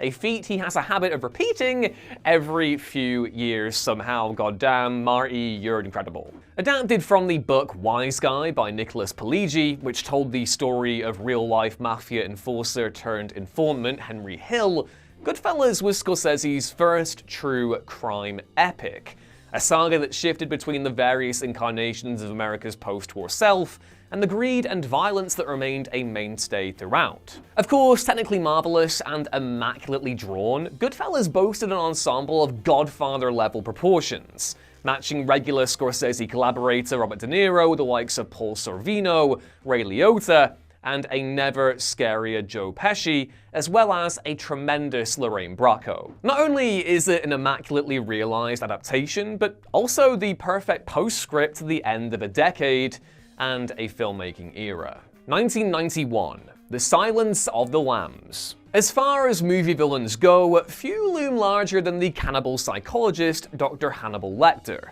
a creation of author Thomas Harris Hannibal the Cannibal made his literary debut in Red Dragon, and his cinematic debut in Michael Mann's criminally underseen adaptation Manhunter, where he was played by Brian Cox. Jonathan Demme's The Silence of the Lambs swapped out the forensic detail and lyrical stylings of Mann's interpretation for something distinctly neo-Gothic, bringing to the surface the feminist themes that bubbled underneath Harris's prose, and weaving them through the dark basements and skin-garnished cellars that decorated the novel. Silence is oppressively claustrophobic at times, emphasizing not just the vulnerability of Jodie Foster's Clarice Starling, but also her extreme resilience. Close-ups amplify Lecter's menace, played to theatrical perfection by Anthony Hopkins, but more pronounced in these moments is Clarice's strength. Her vulnerability treated not as a foible, but as an asset that ultimately drives her and leads to the capture of Buffalo Bill. As controversial as Demme's adaptation was, and for all the tropes and imitators that it spawned, Silence still stands out in the buffet of serial killer fiction as a thoroughly sympathetic and human production. Of course, it's easy to see why its flamboyance has been deemed exploitative, but ultimately, this is still one of the most sensitively drawn examples in the genre, and a more than worthy Oscar knockout. Yeah, I'm back in the Kate Bush shirt, because like the Queen herself, you know, we keep running up that hill, you know? There's no coordination here. I should have done better coordination. I understand, I've let you all down. We'll figure it out next time, if we ever do one of these insane lists ever again, which the more I go into this, the more I'm like, maybe not, but let's carry on anyway. 1992, Twin Peaks, Fire Walk with Me. 1992 is an exemplary movie year from an exemplary movie era, boasting a magnum opus from Clint Eastwood in Unforgiven, the pinnacle of Hong Kong action with John Woo's Hard Boiled, and an intoxicating dose of gothic horror from Francis Ford Coppola with his adaptation of Bram Stoker's Dracula. While those films were mostly immediately canonized as modern classics, enjoying cult and award success in equal measure, there was one masterpiece from the same year that wasn't so fortunate. One that came from one of our most celebrated, but now sadly departed auteurs. Twin Peaks Fire Walk with Me is a crucible of a film, a prequel to a televised phenomenon where levity is light and pure, unvarnished horror engulfs completely and utterly. It was made in the aftermath of a creative ruction. Twin Peaks co-creators David Lynch and Mark Frost had seen their series plans upended thanks to the interference of ABC executive Bob Iger, which in turn led Lynch, whose vision also differed from that of Frost, to end the show on an incredible yet gutting cliffhanger with its cancellation. Fire Walk with Me entered into production soon after, with Lynch determined to explore the tragic figure of Laura Palmer, who viewers had only come to know through the judgment and interpretation of Twin Peaks' residents and the intrepidly empathetic FBI agent Dale Cooper, played to perfection by Kyle MacLachlan. With his film, Lynch sought a cathartic and thematic postscript to the series' explorations of love and evil, and the end result, lacking in much of Coop or the quirkier components that endeared Twin Peaks in its initial airing run, was inevitably divisive. Lynch's prequel is less a replication of the tonality of the show and more one long pained scream, a fierce recontextualization of a complex young woman who lived in death.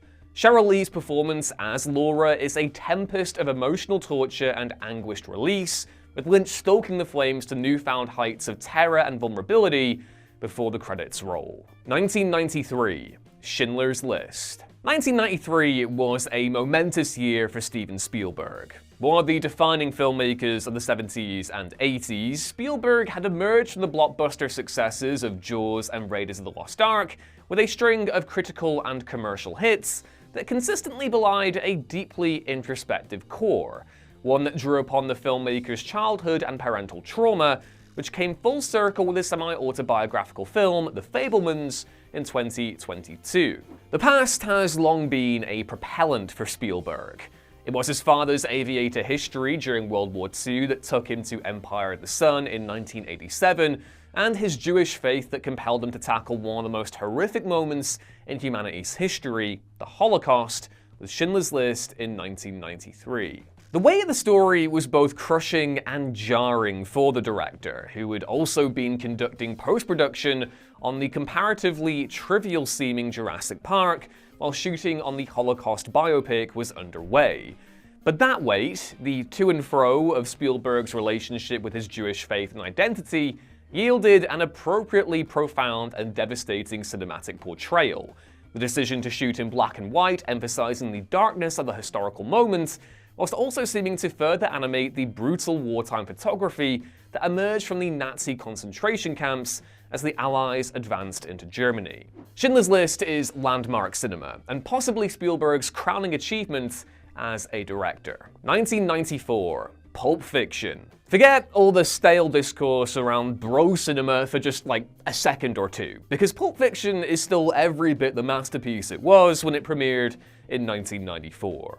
The reputation of Quentin Tarantino's sophomore directorial effort has taken a bit of an online beating over the last decade, mostly due to its association with teenage bedroom decor, and by proximity, its place within the canon of conventionally male movie tastes, upon which sits The Shawshank Redemption at the peak. The discourse is the discourse, and it ultimately has no bearing on the technical and storytelling merits of Pulp Fiction as a piece of cinema, a film resplendent in its affection for genre filmmaking, and packed to the gills with cutting dialogue, groovy tracks, and brilliant performances. It is not, perhaps, Tarantino's greatest technical achievement, but it is sumptuous cinema and quite possibly the most iconic film of the early 90s indie renaissance.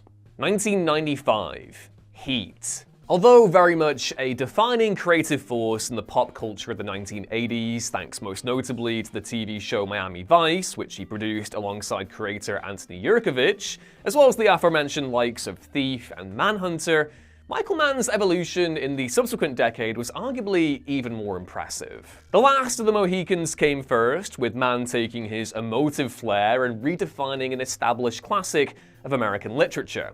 But his next effort would take him to more familiar ground, of cops and crooks and a yearning for escape.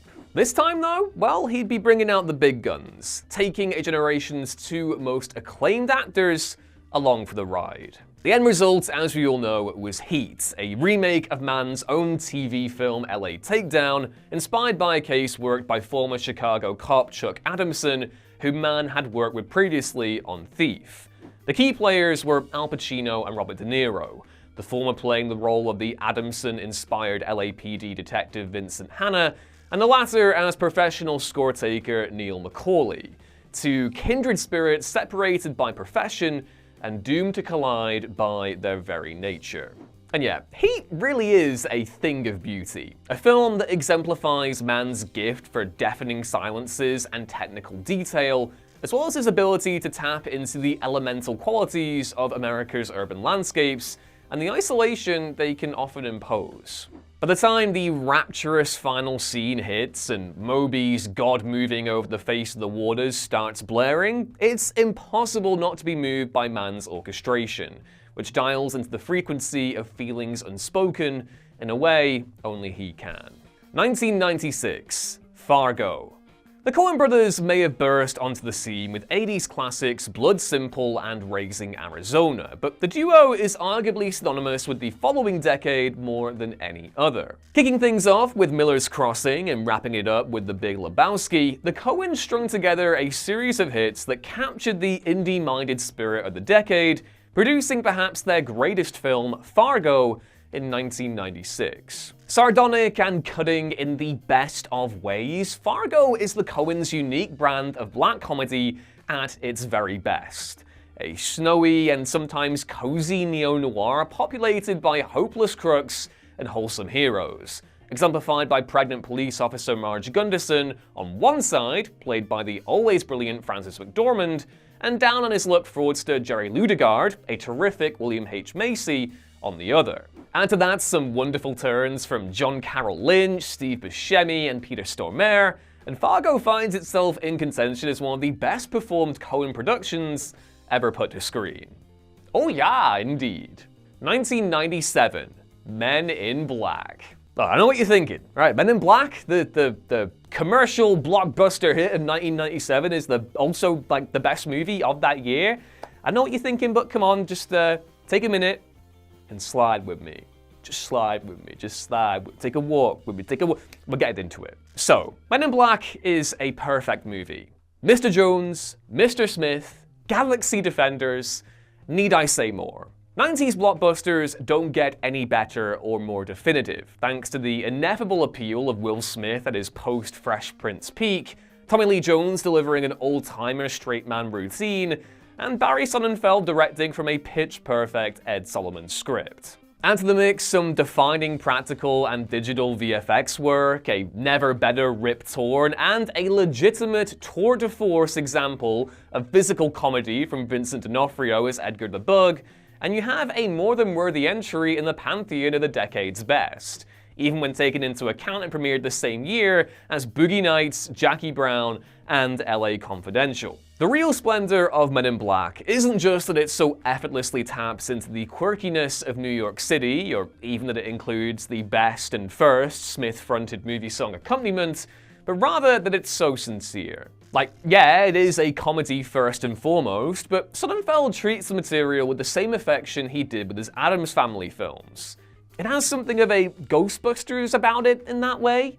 Like, humor is present and it is supremely funny, but it arrives organically from the premise and characters, rather than from a place of insecurity that would only serve to undermine its foundations. Our incredulous audience surrogate, Smith's Agent J, is charmed so completely and utterly into the world of MIB in that first act, and with him, so are we. Jones's own stone-faced rigidness, which breaks in these sweet little moments of affection, humor, and vulnerability, proves the perfect pitch salesman for the world we're about to embark into, and it arrives in the form of an emotional plea that cements the duo's relationship as an all-timer in the buddy cop rankings. Imagine what you'll know tomorrow. 1998, The Thin Red Line. To call The Thin Red Line a war film in the traditional sense feels like a bit of a misnomer. But with a director like Terrence Malick, a lightning bolt filmmaker who defies conventional Hollywood schedule, it was never going to be anything simple. Malick's production process is fluid and non-linear, and with his 1998 adaptation of James Jones's Pacific Theater set novel, the director was guided less by his script and more the shooting environment itself. Accordingly, as Malick's priorities and interests shifted, The Thin Red Line transformed into a sort of spiritual tone poem of man's place in nature and war's desolating influence on our collective being. A yearning to recapture a beauty that can, in our lowest moments, feel dispiritingly out of reach. Now, to be clear, this isn't me trying to perpetuate perceptions of like genre rigidness or snobbery, or to classify The Thin Red Line as something that it isn't, but rather to emphasize the unique components that allowed it to defy genre convention. Compared to that other war masterpiece of 1998, Steven Spielberg's Saving Private Ryan, which took a more documentarian approach to the subject of the Second World War, Malick's film is more dreamlike and disassociative, a jarring clash of beauty and horror that captures nature's dwarfing influence as men claw and tear at each other over petty military objectives. Others, like Jim Caviezel's Private Wit, the film's de facto lead, merely try to survive or escape in the way they can, finding light in the cracks of the jungle canopy between moments of profound chaos and horror. Malick's improvisational impulses left a lot of his stars frustrated, but there's no real argument over the finished article, which remains an impressive and thoroughly individual piece of war cinema. 1999, The Matrix. 1999 proved to be the perfect closing statement on a superb filmmaking decade, providing a rich mix of era-defining blockbusters like Stephen Sommers' The Mummy, and indie phenomenons like The Blair Witch Project. But given the transformation blockbuster cinema undertook in the 90s, it is perhaps no surprise that the best film of 1999 is arguably the most influential of the lot. The Wachowski sisters' gravity-defying sci-fi odyssey, The Matrix. A game changer for action cinema, genre aesthetics, and even alternative fashion. Thank you for your service, Kim Barrett. The Matrix remains a touchstone of 90s filmmaking, and one whose stature has never diminished, even with endless imitations and parodies. It is a technical and textual tour de force, no matter your own personal mileage with its sequels. 2000. Oh Brother, Where Art Thou? Shut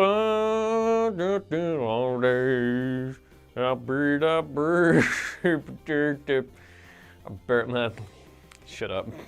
Another Coen brothers corker, Oh Brother, Where Art Thou is a testament to the duo's comedic wit and tonal versatility, and to the talents of its triumvirate of leads. George Clooney, Tim Blake Nelson, and John Turturro played runaway convicts during the Great Depression, who by happenstance become bluegrass stars the Soggy Bottom Boys, which forces them to navigate the American South as fugitives and celebrities at the same time. It is a delicious irony that the Coens savor in every scene, while the decision to root the visuals of the film in the sepia-toned newsreels of the era lends it an additional charm. Truthfully, it's hard to be a man of constant sorrow with movies like Oh Brother, Where Art Thou in the frame. 2001. Spirited Away. Hayao Miyazaki is a towering figure in animation, a filmmaker who brought East to West with stories derived from Japanese folklore, genre fantasy, and his own life experiences growing up in the shadow of the Second World War. His films speak to both the wide-eyed earnestness of childhood and of the pain that can lie just beneath the surface of happy memory. Appropriately, Miyazaki's stories always feel emotionally pivotal, with the grandiosity and beauty of Studio Ghibli's animation never smothering the dramatic weight of the story being spun. Whether it's about an anti-fascist, self-hating pigman fighter pilot in Porco Rosso, or a child on the cusp of young adulthood in Kiki's Delivery Service. It's a testament to Miyazaki's endurance and talent that so many of his films could be labeled his best, but if any were to exemplify the peak of his and Studio Ghibli's gifts, it would probably be 2001's Spirited Away. Another coming-of-age tale that speaks to both the powerlessness and determination that can accompany childhood, the one that's as brimming with love and beauty as much as it is peril and threat. Spirited Away is pure comfort, a warm glow of a film whose shine never ceases. That same description could also be used for a great many other Miyazaki movies, but this one, I think, just about takes the cake. 2002. The Lord of the Rings, The Two Towers.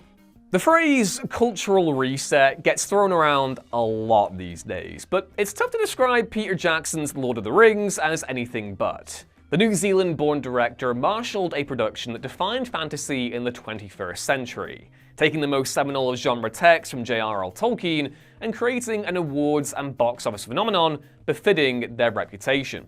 As with other franchise mega-hit Star Wars, there's a case for each of the three original Lord of the Rings films for being the best. And like with Star Wars again, you can't really go wrong with the second. The Lord of the Rings, The Two Towers is the perfect compromise between the more intimate Fellowship of the Ring and the epic Return of the King, as our protagonists branch off into three distinct groupings and try to survive, battle, and destroy the forces of Sauron and Saruman.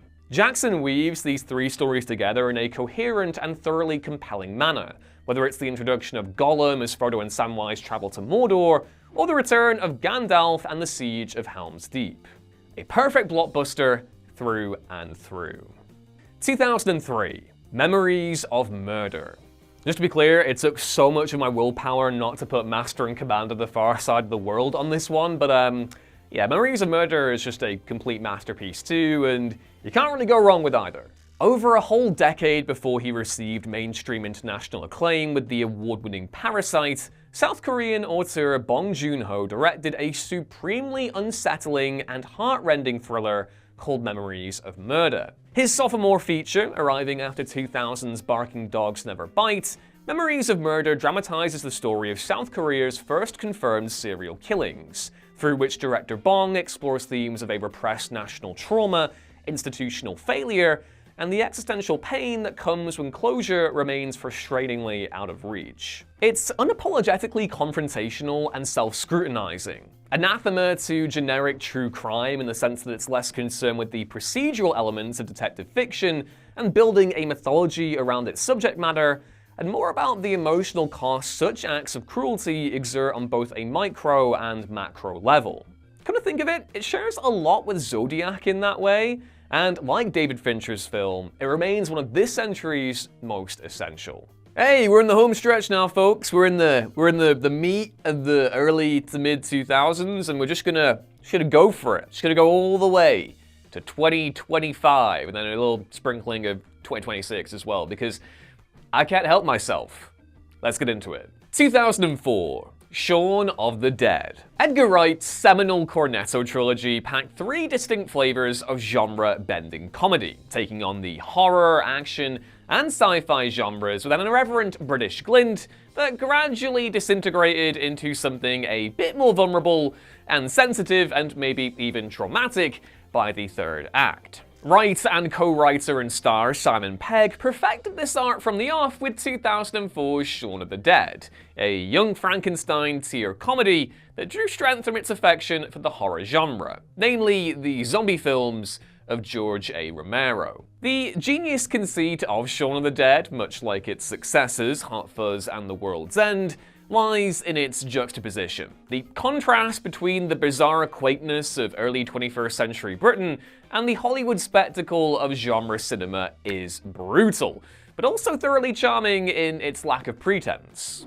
There's no denial that Britain is a weird island full of weird little guys, but this also yields an idiosyncratic kind of payoff, where everything from the British stiff upper lip to New Labour era millennial existentialism feeds into the emotional ructions of each film's conclusion, but especially, again, in Shaun of the Dead. Wright has undeniably grown as a director in the 21 years since Shaun of the Dead landed, but just as the film's zombie flesh eaters peel away the skin of their victims to get to the gooey insides underneath, so too does the story open up something unexpectedly raw and affecting. The comedy is wonderfully staged and scripted, obviously, but the emotional drama of a man's quarter-life crisis leading to his own kind of reanimation is wonderfully drawn and, at times, upsettingly tangible. The very best of zombie fiction has long used the undead for the purposes of metaphor, and Shaun of the Dead is no exception.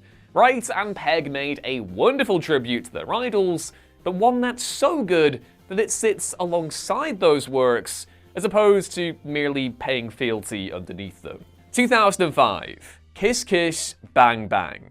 Okay, so yeah, I know this one's going to be a controversial choice, but hear me out anyway. Shane Black may not have originated the buddy cop genre, but he damn well perfected it. Whether it was under the stewardship of Richard Donner in Lethal Weapon or Tony Scott in The Last Boy Scout, Black's cutting dialogue, noir sensibilities, and his approach to themes of masculinity and mental frailty helped define an era in action cinema, culminating in the ill-fated but still underappreciated meta-genre parody Last Action Hero in 1993. The failure of Last Action Hero, which by the way was hugely unjust, led to a bit of a lull in Black's career, during which he scripted the overlooked Christmas classic The Long Kiss Goodnight, directed by Renny Harlin. It wouldn't be until 2005, however, that Black was finally able to marshal one of his scripts as a director, and it turned out to be his best film ever.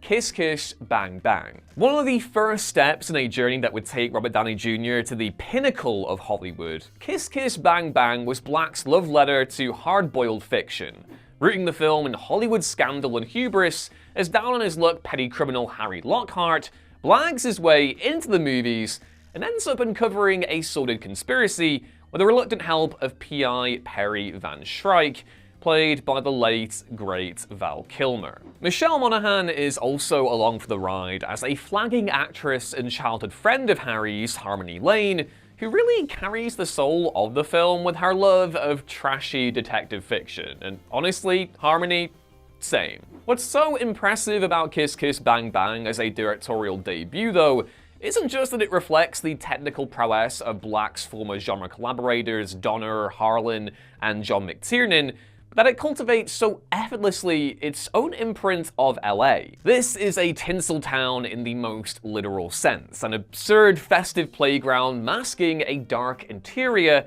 but one we all can't help but want to drink up all the same. Die Hard may have the monopoly on festive action movie discourse, but with Kiss Kiss Bang Bang, Black once again proved that he is the master of that domain.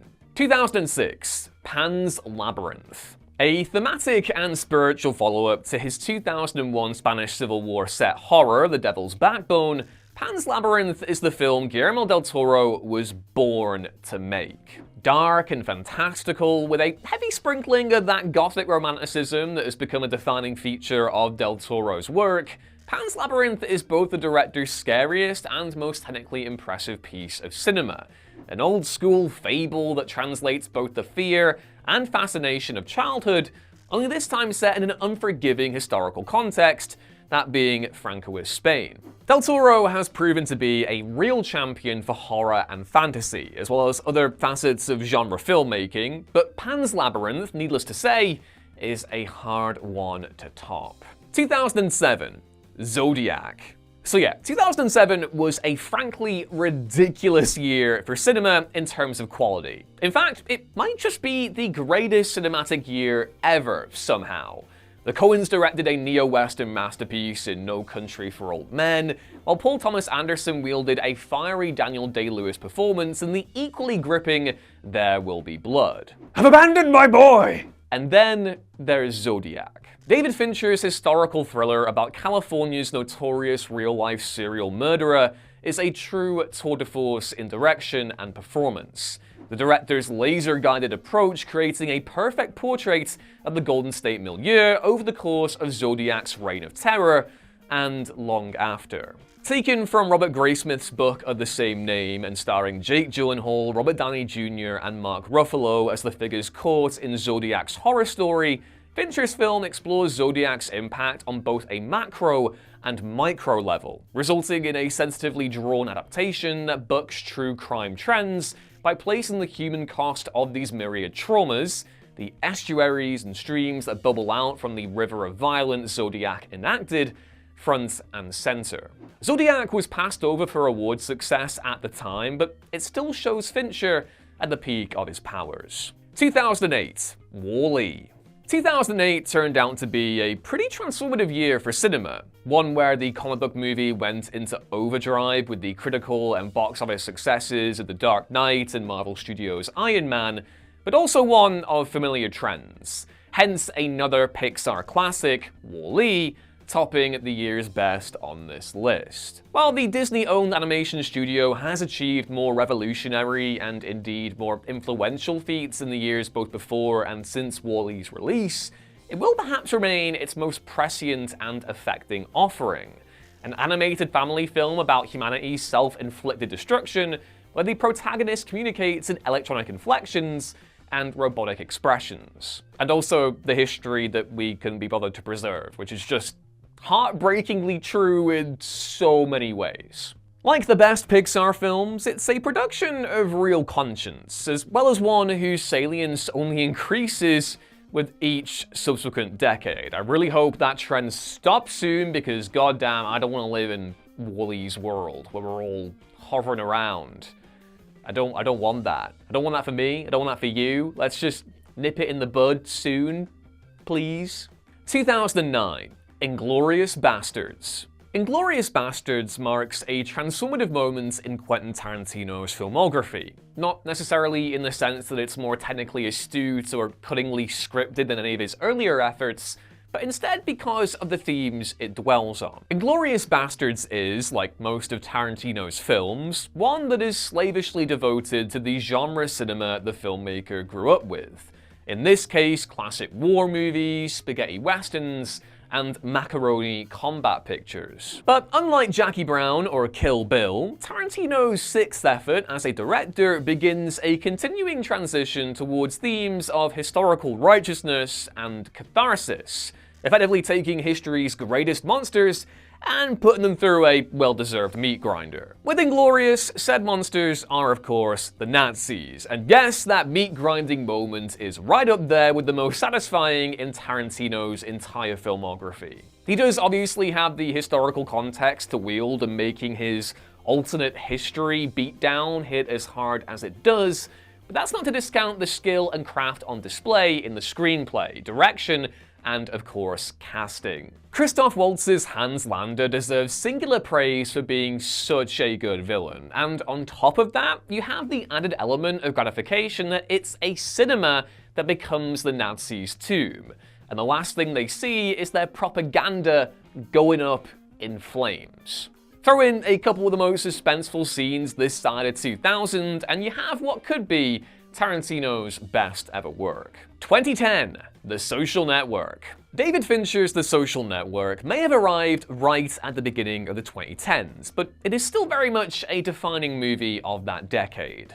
One whose ominous conclusions surrounding the Facebook phenomenon only seem to grow starker with each passing year. Again, Fincher's precision-guided directing is well suited to the story at hand. This time, the bitter story of Mark Zuckerberg's rise, adapted here by screenwriter Aaron Sorkin, and is complemented perfectly by what would become a staple partnership for the filmmaker in a score from Nine Inch Nails' Trent Reznor and Atticus Ross. There is a bleak, morose quality to Fincher's film that dwells not just on the man who made Facebook, Jesse Eisenberg in a career-defining role, and the various relationships that were shattered in the wake of its beginnings, but also on the sense of collective loss that came with its explosion. Even in 2010, it was clear that the immediate invasive switch to digital-first living was causing adverse social consequences. Not to the extent and scale that it has since spiraled into from the late 2010s onwards,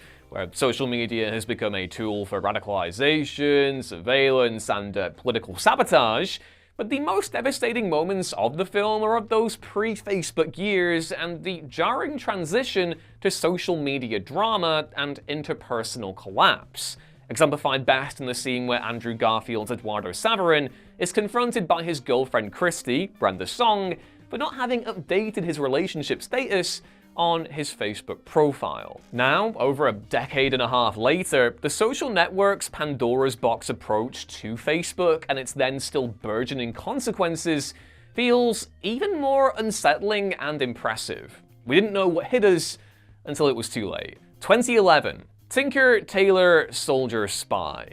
You know, come to think about it, with this entry, it's maybe a bit unusual that a brooding Cold War-era throwback spy movie ended up being one of the best and most successful films of 2011. But sometimes the chips just fall in a really cool way like that. The poker chips, not the ones you lash with salt and vinegar, and maybe, you know, salt and pepper and lots of roasted nice things. Salt and pepper chips. I'm hungry. Anyway, one of several great adaptations of John le Carré's spy novels, the best undoubtedly being 1965's Richard Burton starring The Spy Who Came In From the Cold, Thomas Alfredson's Tinker Tailor Soldier Spy stars Gary Oldman as MI5 agent George Smiley, a role previously played by Alec Guinness in a successful BBC miniseries adaptation, in a story based on le Carré's own experience working for the security services during the Cambridge 5 scandal of the 1960s. Alfredson's film is as messy and complex as the source material, but rendered somewhat unlavishly. Its stripped-back components amplifying the sense of dour paranoia that became a calling card of 70s espionage fiction. Oldman gives a typically committed performance as Smiley, with the cast rounded out by a just as impressive ensemble comprised of Benedict Cumberbatch, Toby Jones, Colin Firth, and Mark Strong. Might seem a little bit muted, but this one isn't one to be missed, even with the likes of Drive and The Girl with the Dragon Tattoo garnering more lasting attention in the years since. 2012, Django Unchained. Like Inglourious Basterds before it, Quentin Tarantino's Django Unchained is a story of righteous revenge, an antebellum warpath that tells the story of freed slave Django, played by Jamie Foxx, and his quest to rescue his beloved Broomhilda, Kerry Washington, from the clutches of plantation owner Calvin Candy, played by Leonardo DiCaprio. Tarantino's seventh film also reteamed him with Christoph Waltz, with the Austrian actor reversing moral polarity by playing a charismatic hero in Dr. King Schultz, rather than a charismatic villain. It's a winning combination once again, with Tarantino bringing to bear his love of spaghetti westerns in a similar genre landscape, pulling notes from Sergio's Leone and Corbucci, while accompanied by a soundtrack that fuses Ennio Morricone with hip-hop and R&B. Django Unchained is perhaps a little overdrawn in some aspects, stretching past the 2-hour 45-minute mark while lacking the taut pacing of the even beefier The Hateful Eight. But when the sparks start flying and squibs erupt like boiling geysers from the worst humanity has to offer, it's hard not to feel giddy about the carnage unfolding. 2013. Gravity. 2013 proved to be one of the most vibrant and multifaceted years for cinema during the 2010s, with Alfonso Cuarón's Gravity its undeniable event picture. A space-set character drama that pulls from the same perilous threads as Ron Howard's Apollo 13, Gravity paired Sandra Bullock with George Clooney as astronauts caught in a deadly catastrophe while in Earth's orbit. The film was developed using a groundbreaking mix of digital techniques, which enabled Cuarón to make its space-set sequences, which naturally comprise the vast majority of the film, even more butt-clenchingly stressful. While most blockbusters aim for show-stopping moments of audible carnage, it is the absence of sound specifically in Gravity that really emphasizes the uncanny horror of its environment. The vastness of space brings its own kind of existential dread, and in showcasing the fine margins between safety and peril, Cuarón delivered one of the most suspenseful and thrilling films of the decade. 2014. The Grand Budapest Hotel. Before going into this one, I just want to say, I'm just realizing right now, I have so much nostalgia for the movies of 2014. What a great year for the movies. And yeah, just a great old time all around. So let's get into one of them, which I do think is not only the best movie of that year, but one of the best of the last 25 full stop. The cinema of Wes Anderson is the cinema of joy. Vivid, colourful, and almost mathematically composited, Anderson's films are instantly definable, and his aesthetic impulses have cemented him as one of the great visual storytellers of the last 2 decades. Anderson's cinema is a visual delight, but it's also raw, emotional, and frequently devastating. It can also prove unfortunately prophetic, as was the case with 2014's anti-fascist tragedy, The Grand Budapest Hotel. Picturesque and comforting like so many of Anderson's works, and just as crushing when it wants to be, Budapest dwells on themes of expression, pleasure, and nonconformity in a 1930s European country on the cusp of a Nazi-style takeover. Anderson's usual players are along for the ride, including the likes of Bill Murray and Willem Dafoe, but the chorus is complemented this time by Ralph Fiennes and Tony Revolori, the former as the flirtatious yet professional hotel concierge of the Grand Budapest, Gustav, and the latter as a young refugee turned bellhop called Zero. Anderson brings these various ingredients together to create possibly his finest dish ever, a darkly comic yet whimsical tale that grows even more bittersweet every time you watch it. 2015. The Witch. Robert Eggers has developed a strong brand for folksy, gothic horror over the decade or so since he first emerged as a director. But this wasn't so much a slow, steady process as it was a bolt from the blue, with his directorial debut, The Witch, arguably remaining his finest work to date. Set in 17th century colonial America and telling the story of a settler family whose child is abducted in plain sight, The Witch operates at a molecule vibrating frequency from the very beginning and doesn't really let up from there, with a veil of darkness and paranoia draping down and suspicions falling on Anya Taylor-Joy's Thomason, all the while an unassuming, scampish black goat, Philip, moves slowly into the picture.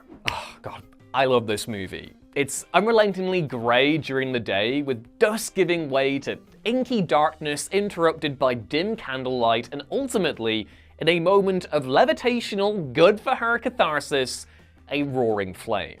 But as good as the resolution is, and it is an all-timer, Eggers pulls off an even better trick over the course of his debut, and one that he's employed repeatedly in the years since. Like the very best of gothic and folk fiction, The Witch taps into a horror that feels primordial and somewhat distant, and yet by the time the credits close, the proximity of that connection becomes almost unbearably close.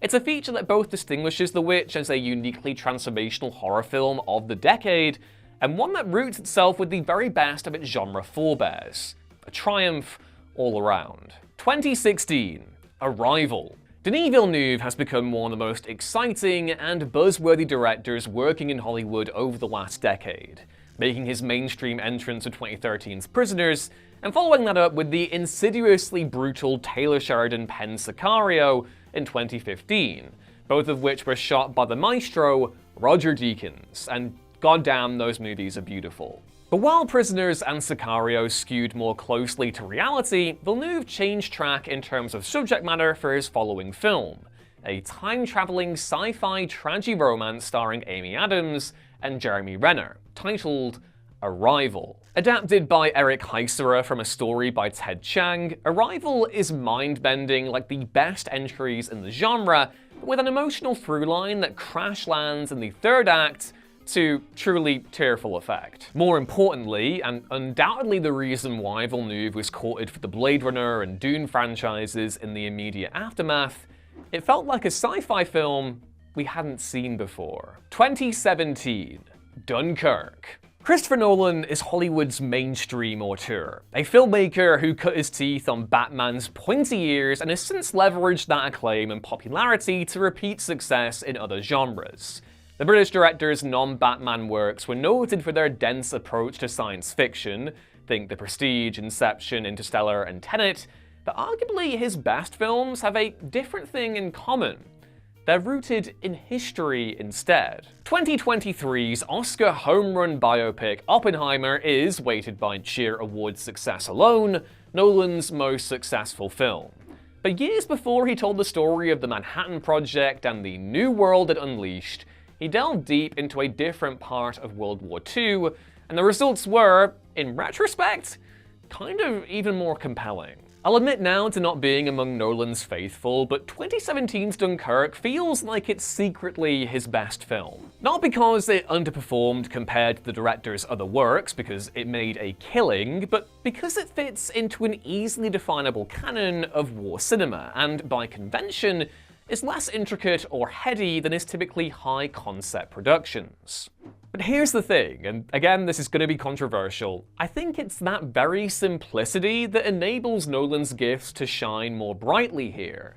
His eye for detail, technical authenticity, and realism, and the ratcheting up of tempo and suspense are all on display in Dunkirk, which is much more a mood piece that seeks to capture a desperate hour than a dialogue-laden drama invested in the context of the event itself. The end result to me is his most gripping work as a director yet, and surefire proof of the old idiom that less can sometimes be more. 2018. Spider-Man Into the Spider-Verse. As custodians of the Spider-Man IP in film, Sony had a pretty rough time across the 2010s. Sam Raimi's Spider-Man era was long over, a self-inflicted wound on the studio's behalf, and its reboot replacement failed to yield similar critical highs. Not by a long shot. The prospect of the studio producing a masterpiece worthy of not only rivaling Raimi's films, but potentially also eclipsing them, was next to none. But then Spider-Man Into the Spider-Verse came along and laid down a claim for being one of the greatest pieces of Western animation of the century, if not all time. In what was, in retrospect, like a banner year for Marvel's web-slinger, with Peter Parker getting the spotlight in the MCU and Marvel's Spider-Man for the PlayStation 4, Spider-Verse proved to be the cherry on top. The cherry, in this instance, being so delicious that it makes you forget about whatever tasty morsel it was you were eating in the first place. Sony Pictures Animation were able to produce an adaptation that lived up to the scope and potential of Marvel artists Steve Ditko, Jack Kirby, and John Romita Sr. carrying forward Spider-Man's gargantuan legacy by pulling from the Miles Morales comics created by Brian Bendis and Sarah Pichelli. It continues to be like the best thing that Sony has done in a hot minute, and yeah, where's the threequel? Bring on the threequel. We need it right now. It's really rude to do the sequel and then do the whole, like, next time on Spider-Verse, when it's, you know, been 3 years now? Come on, Sony. Give me the goods. I want them. 2019, Parasite. More than just zeitgeist defining for its commentary on class warfare and economic injustice, Bong Joon-ho's Parasite was a veritable phenomenon, a rare foreign language film that penetrated Western audiences on a wide scale and opened up a discourse on subtitles, narrow viewing habits, and the joys of cinematic exploration in a truly profound and lasting way. Of course, as a piece of cinema itself, Parasite is also phenomenal. A neo-noir set in Seoul with a heart of pure black comedy, Bong's film features stellar performances from Song Kang-ho, Park So-dam, and Choi Woo-shik. It remains the best film of the year that boasted some truly seminal cinema, including The Irishman and Uncut Gems. Genuinely remember coming out of 2019 thinking, wow, 2020 is going to be a great year in life. 2020, another round.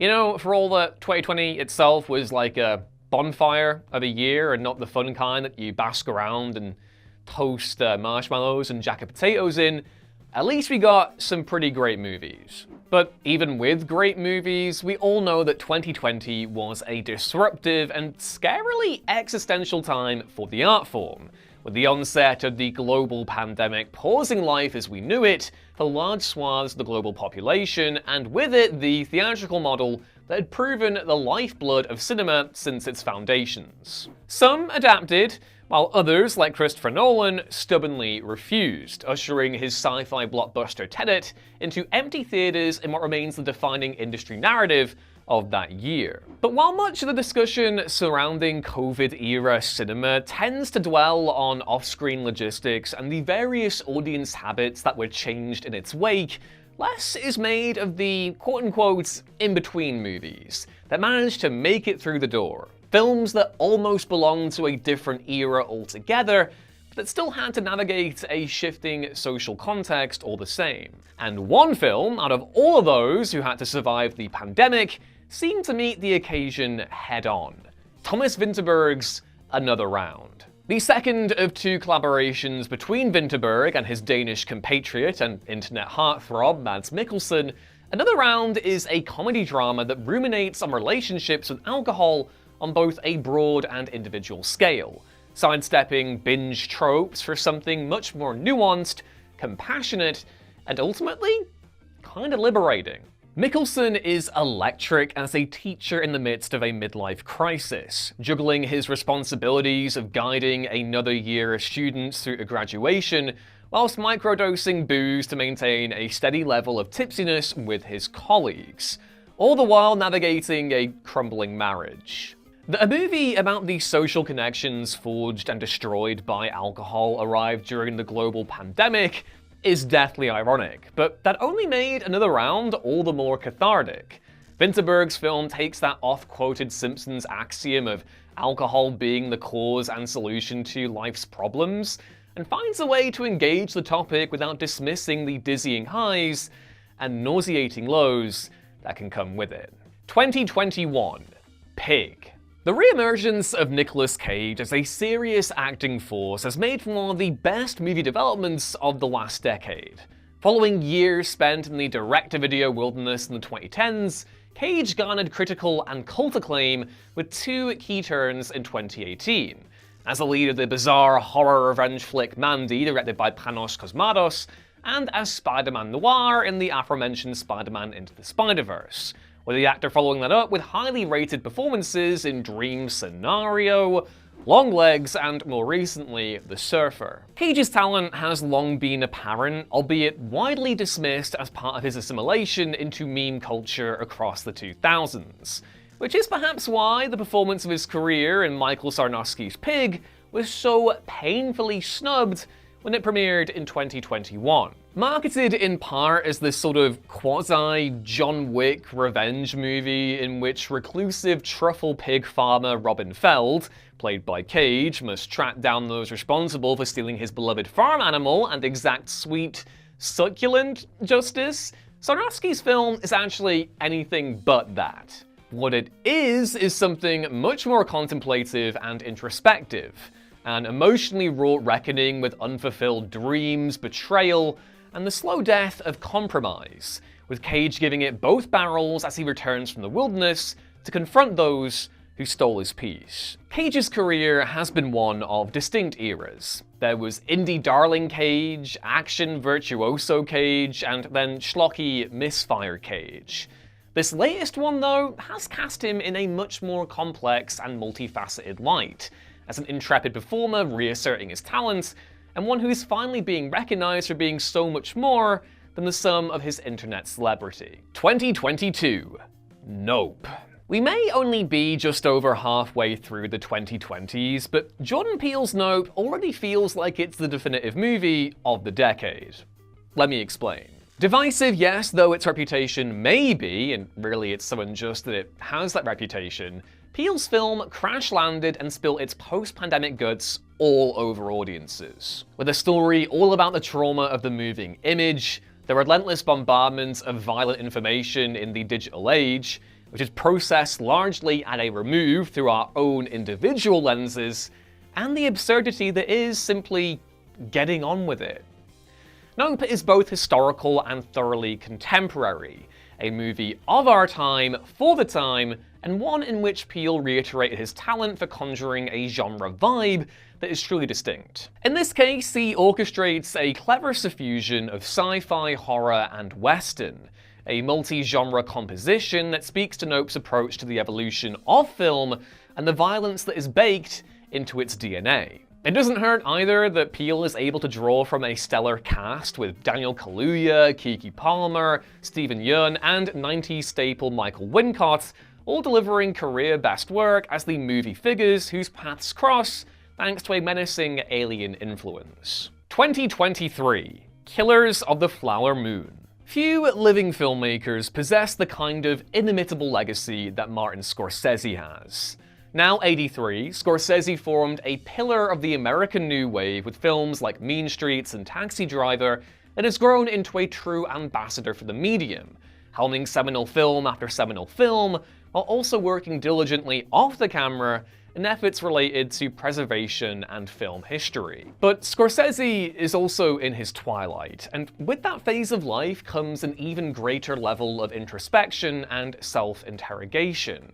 He developed The Irishman with Netflix in 2018, a film that reckons with regret and age to a desolating end, and followed that with an adaptation of David Grann's non-fiction book Killers of the Flower Moon in 2023. Grann's book, which is well worth reading by the way, dove deep into the exploitation and violence enacted on a systemic level against the oil-rich Osage Nation by white Americans at the beginning of the 20th century, which Scorsese's film unflinchingly depicts, ably aided by fearsome performances from Lily Gladstone, Robert De Niro, and Leonardo DiCaprio. But what makes Killers of the Flower Moon such an urgent piece of cinema, perhaps maybe the most vital in Scorsese's entire oeuvre, is how it diverges from Grann's text. Scorsese weaves the story of the Osage's persecution into a dissection of cinema's role as a mythologizer and the various, often destructive guises that has manifested over the years. It's a theme that's brought to a heart-rending end in the epilogue, which sees the director himself step into frame, acknowledging his own role as a storyteller, and provide a tacit lament for the time it has taken for cinema to begin readdressing the balance of those formative and historic narratives. Grann's work is of real salience, but Scorsese's adaptation finds additional, and indeed vulnerable weight, in its ruminations on artistic regret and pain. 2024, Furiosa, a Mad Max Saga. Hey, I'm going in with all the fiery hot takes here. You know, 2015, not including Fury Road, and for 2024, we're putting Furiosa in there. And you know what? I don't regret my choices, not one stinking bit, because this movie is a masterpiece and will in time get its flowers. So, Mad Max Fury Road was one of the biggest surprises of the previous decade, with director George Miller revisiting his cult favourite franchise and bringing its zany, no-holds Aussie approach to action to the 21st century. Fury Road was relentless in its pacing and orchestration, and the results speak for themselves. However, it was also the subject of a tempestuous shoot, and attempts to get a follow-up made faced repeated delays, until finally a prequel, Furiosa, made its way to theaters in 2024. Starring Anya Taylor-Joy as the eponymous character and weaving a tale that focused on her origins before she became the Imperator seen in Fury Road, Furiosa was sadly not the universally adored follow-up to Fury Road that audiences were maybe expecting. Miller instead made something a little more operatic, with bizarre visual flourishes that blended more computer-generated effects with the practical stunt work that made his previous film such a visual feast. But rather than create a sense of tonal dissonance, Miller's visual recalibration had the effect of making the world of Mad Max grander, more mythological, and epic. Taylor-Joy proves a more than worthy successor to Charlize Theron, while Chris Hemsworth turns in the performance of his career thus far as a dark mirror of Max, the warlord Dementus. The action is just as kinetic and as punchy as Fury Road's, but Furiosa reaches new heights by plunging into greater emotional and thematic depth with its characters and narrative. The end result is something luscious and also defiant, a meditation on evil and cruelty in an unjust world that reiterates the bonds of love and compassion. It may lack the pure, visceral edge of its predecessor, but Miller's prequel finds greater strength by seeking different avenues. 2025. Tornado. I know what you're thinking. What the hell? That's not one battle after another. What the hell's going on there? And you know what? I totally get it, but as much as I love one battle after another, I do kind of think that, maybe it is the best movie of 2025, maybe defeating the purpose of this list and this entry. I really want to champion a movie that spoke to me, and yeah, that's Tornado. So you're probably asking, what is Tornado? Well, it's John McClane's criminally overlooked and underrated Scottish samurai western fusion, and it's great. Only McClane's second film, arriving a whopping 9 years after his previous effort, Slow West, but no less authoritatively drawn and woven together, Tornado combines the energy of a classic Japanese samurai picture with the folkloric and literary influences of the British Isles, making it the most rarest of things in the contemporary medium landscape, and that is a complete original. Featuring gorgeous cinematography and a brilliant cat-and-mouse dynamic between actors Koki and Tim Roth, Tornado's story of a samurai's quest for survival and vengeance in 18th century Scotland is both inventive and arresting, with the cold, blustery chill of the Scottish Highlands a perfect elemental complement to the story. It won't be destined for mainstream attention or even award success, but that shouldn't matter. With Tornado, McClane has fashioned a neo-Gaelic mythology of his own, one which speaks to the myriad ideas of British identity in a defiantly cathartic way, and which will, in time, hopefully, find the audience that it deserves. And last up, a cheeky bonus, 2026. At the time of recording this, we're still only like a few months into 2026, and it's anyone's guess what will be the best movie of the year, but it would be remiss, it would be a huge regret of mine if I didn't briefly talk about 28 years later, The Bone Temple, and why it's so good. So yeah, the main narrative around this film, as I'm currently recording this, is that it's just a box office flop that may have jeopardized the third movie in the trilogy, the 28 years later trilogy, getting made, which of course is the one that's going to star Cillian Murphy, bringing him back, and it's the one that everyone was pretty much looking forward to when Danny Boyle and Alex Garland were like, hey, we're going to do some more 28 years movies, let's do it. But that's so unfair, because I genuinely think that Nia DaCosta has made a horror masterpiece with this movie. With The Bone Temple, she really builds on the most compelling features of 28 years later, looking at, beauty in death, the act of remembrance and actually processing these things, and how it's a conversation people struggle to have a lot of the time, through the character of Ralph Fiennes as Ian Kelson. And again, I really do think that Ralph Fiennes is just the absolute best gift ever. Whatever movie he's in, he's going to give like 110%. And The Bone Temple is no exception. If the very best of horror cinema is designed to like maybe test your limits and push your boundaries, then The Bone Temple does that as well. It's been a while since I've watched a movie and I felt kind of like what I'm watching feels almost a little bit dangerous, but the film really hews close to home in regards to, you know, conversations around like violence in the United Kingdom. There's a whole history on that I'm not going to get into right now, but overall, I just think it really blends that kind of exploitative, nasty vibe with something that feels considered and emotional and cathartic in all the best of ways. Also, yeah, you know, it's just great to see Ralph Fiennes dancing around to Duran Duran. We also have, obviously, loads of great movies coming out later this year, so I want to know your predictions for what you think the best film of 2026 is or is going to be. Let us know down there. And also, thank you for watching. This has been a complete odyssey. It's not been a Christopher Nolan, The Odyssey, but it's, you know, it's been my own journey. We feel like we've grown together as people. We maybe cried a little bit along the way because there's a lot of yapping. I've yapped too much. I'm gonna end it there, but again, thank you so much for watching. Drop the video a like if you enjoyed it. Subscribe to What Culture if you want to put me through more insane movie kind of goals? Challenges? I don't know what this was. It was a crucible and also a nice exercise at the same time. But yeah, thanks for watching. I've been Ewan. I'll stop taking up your time. Take care. See you later. Goodbye.